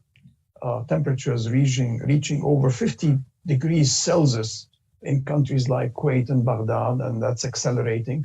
So it becomes practically unlivable, both for humans as well as animals, and you can't really work at such temperatures. And finally, you've got rising sea levels, which threatens many of the coastal regions. So combating climate change, I think, is going to be a critical point in the years to come. Now, for the countries of the region, and this is of interest, obviously, for both India and China, it means access to climate risk mitigation technologies. It means increased investment in renewable energy sources, solar, wind, you name it, geothermal, wherever it's possible. So you're going to see an acceleration of that investment in order to mitigate climate risk. And that means, I think, there's a big opportunity really here of cooperation between the countries of the region and both India and China in terms of building renewable energy capacity. I chair the Clean Energy Business Council, and I'm seeing a lot of changes already happening. Look at electric vehicles, look at investment in battery storage and lowering battery costs. All of those areas, I think, will be areas for increased investment and cooperation. Many of the countries of the region, for example, want to invest in the production of electric vehicles. Saudi, Egypt, all the countries which have relatively large populations. And that, again, I think is one area in which you're going to get much more cooperation. But also, remember, electric vehicles also means substantial investment in IT, GPS, and satellite technology in order to integrate them into what we call the Internet of Things, into the IoT, because these complete each other in terms of electric vehicles and the rest. So new technology, I think, is going to be of the order of the day. I think that is going to be what's going to be most interesting in terms of increased cooperation between the GCC countries and India, China. And I come back, diversification, economic diversification is the critical imperative for the countries of the region. So increased digitalization of their economies, moving towards renewable and clean energy, combating climate risk, but also diversifying their economic activities in general. Thank you. Thank you, Dr. Saidi. Let's switch things up a little. Professor Mohanty, would you like to give your final remarks on this issue? I think India is very sensitive towards the issue of climate change. India is a signatory to Paris Convention and also declared to be net zero by 2070. So now we have initiated a number of programs to really reduce our dependence on the fossil oil, particularly in terms of promoting as a major partner of International Solar Alliance, and also in a very major way, we are trying to promote solar energy in different parts of the country. And also we are into very much the renewable energy, particularly we're also very gradually focusing on ocean renewable energy. And also to some extent, we have now initiated new program on green hydrogen. So the preliminary reports that what we have seen these days that we have got a very large potential in green hydrogen. We are in discussion with you on this and on the adverse effect of the climate change is very much evident in India and in South Asia, and also we can see in other parts of the country, including MENA region, particularly a rise of the sea level, erosion of soil are some of the features that we see very often these days. Very unexpected natural calamities are very much there, and therefore India is very sensitive towards that. India is also very adversely affected because of the climate change. So we have also have a lot of research and development in this area in terms of promoting not only in terms of developing different sources of energy, but also to undertake research in deep sea, ocean, and also in Antarctic areas. Our recent initiative on deep sea mission is again meant for see that how best we can really work on renewable energies and to reduce the temperature globally. Thank you. Thank you, Professor Mohanty. And the last words over to you, Professor Xiao Keng. Thank you. I actually agree with both two speakers before, and I think this is really an area which we can have healthy competition. And I believe, China, not because of outside pressure, not because of competition, because of its own needs in terms of national security and also people's demand, China is actually in the middle of a real revolution. If you look at the solar energy, look at the electrical car, and a lot of green development, it's already quietly changing, I think, both the landscape and also people's, kind of,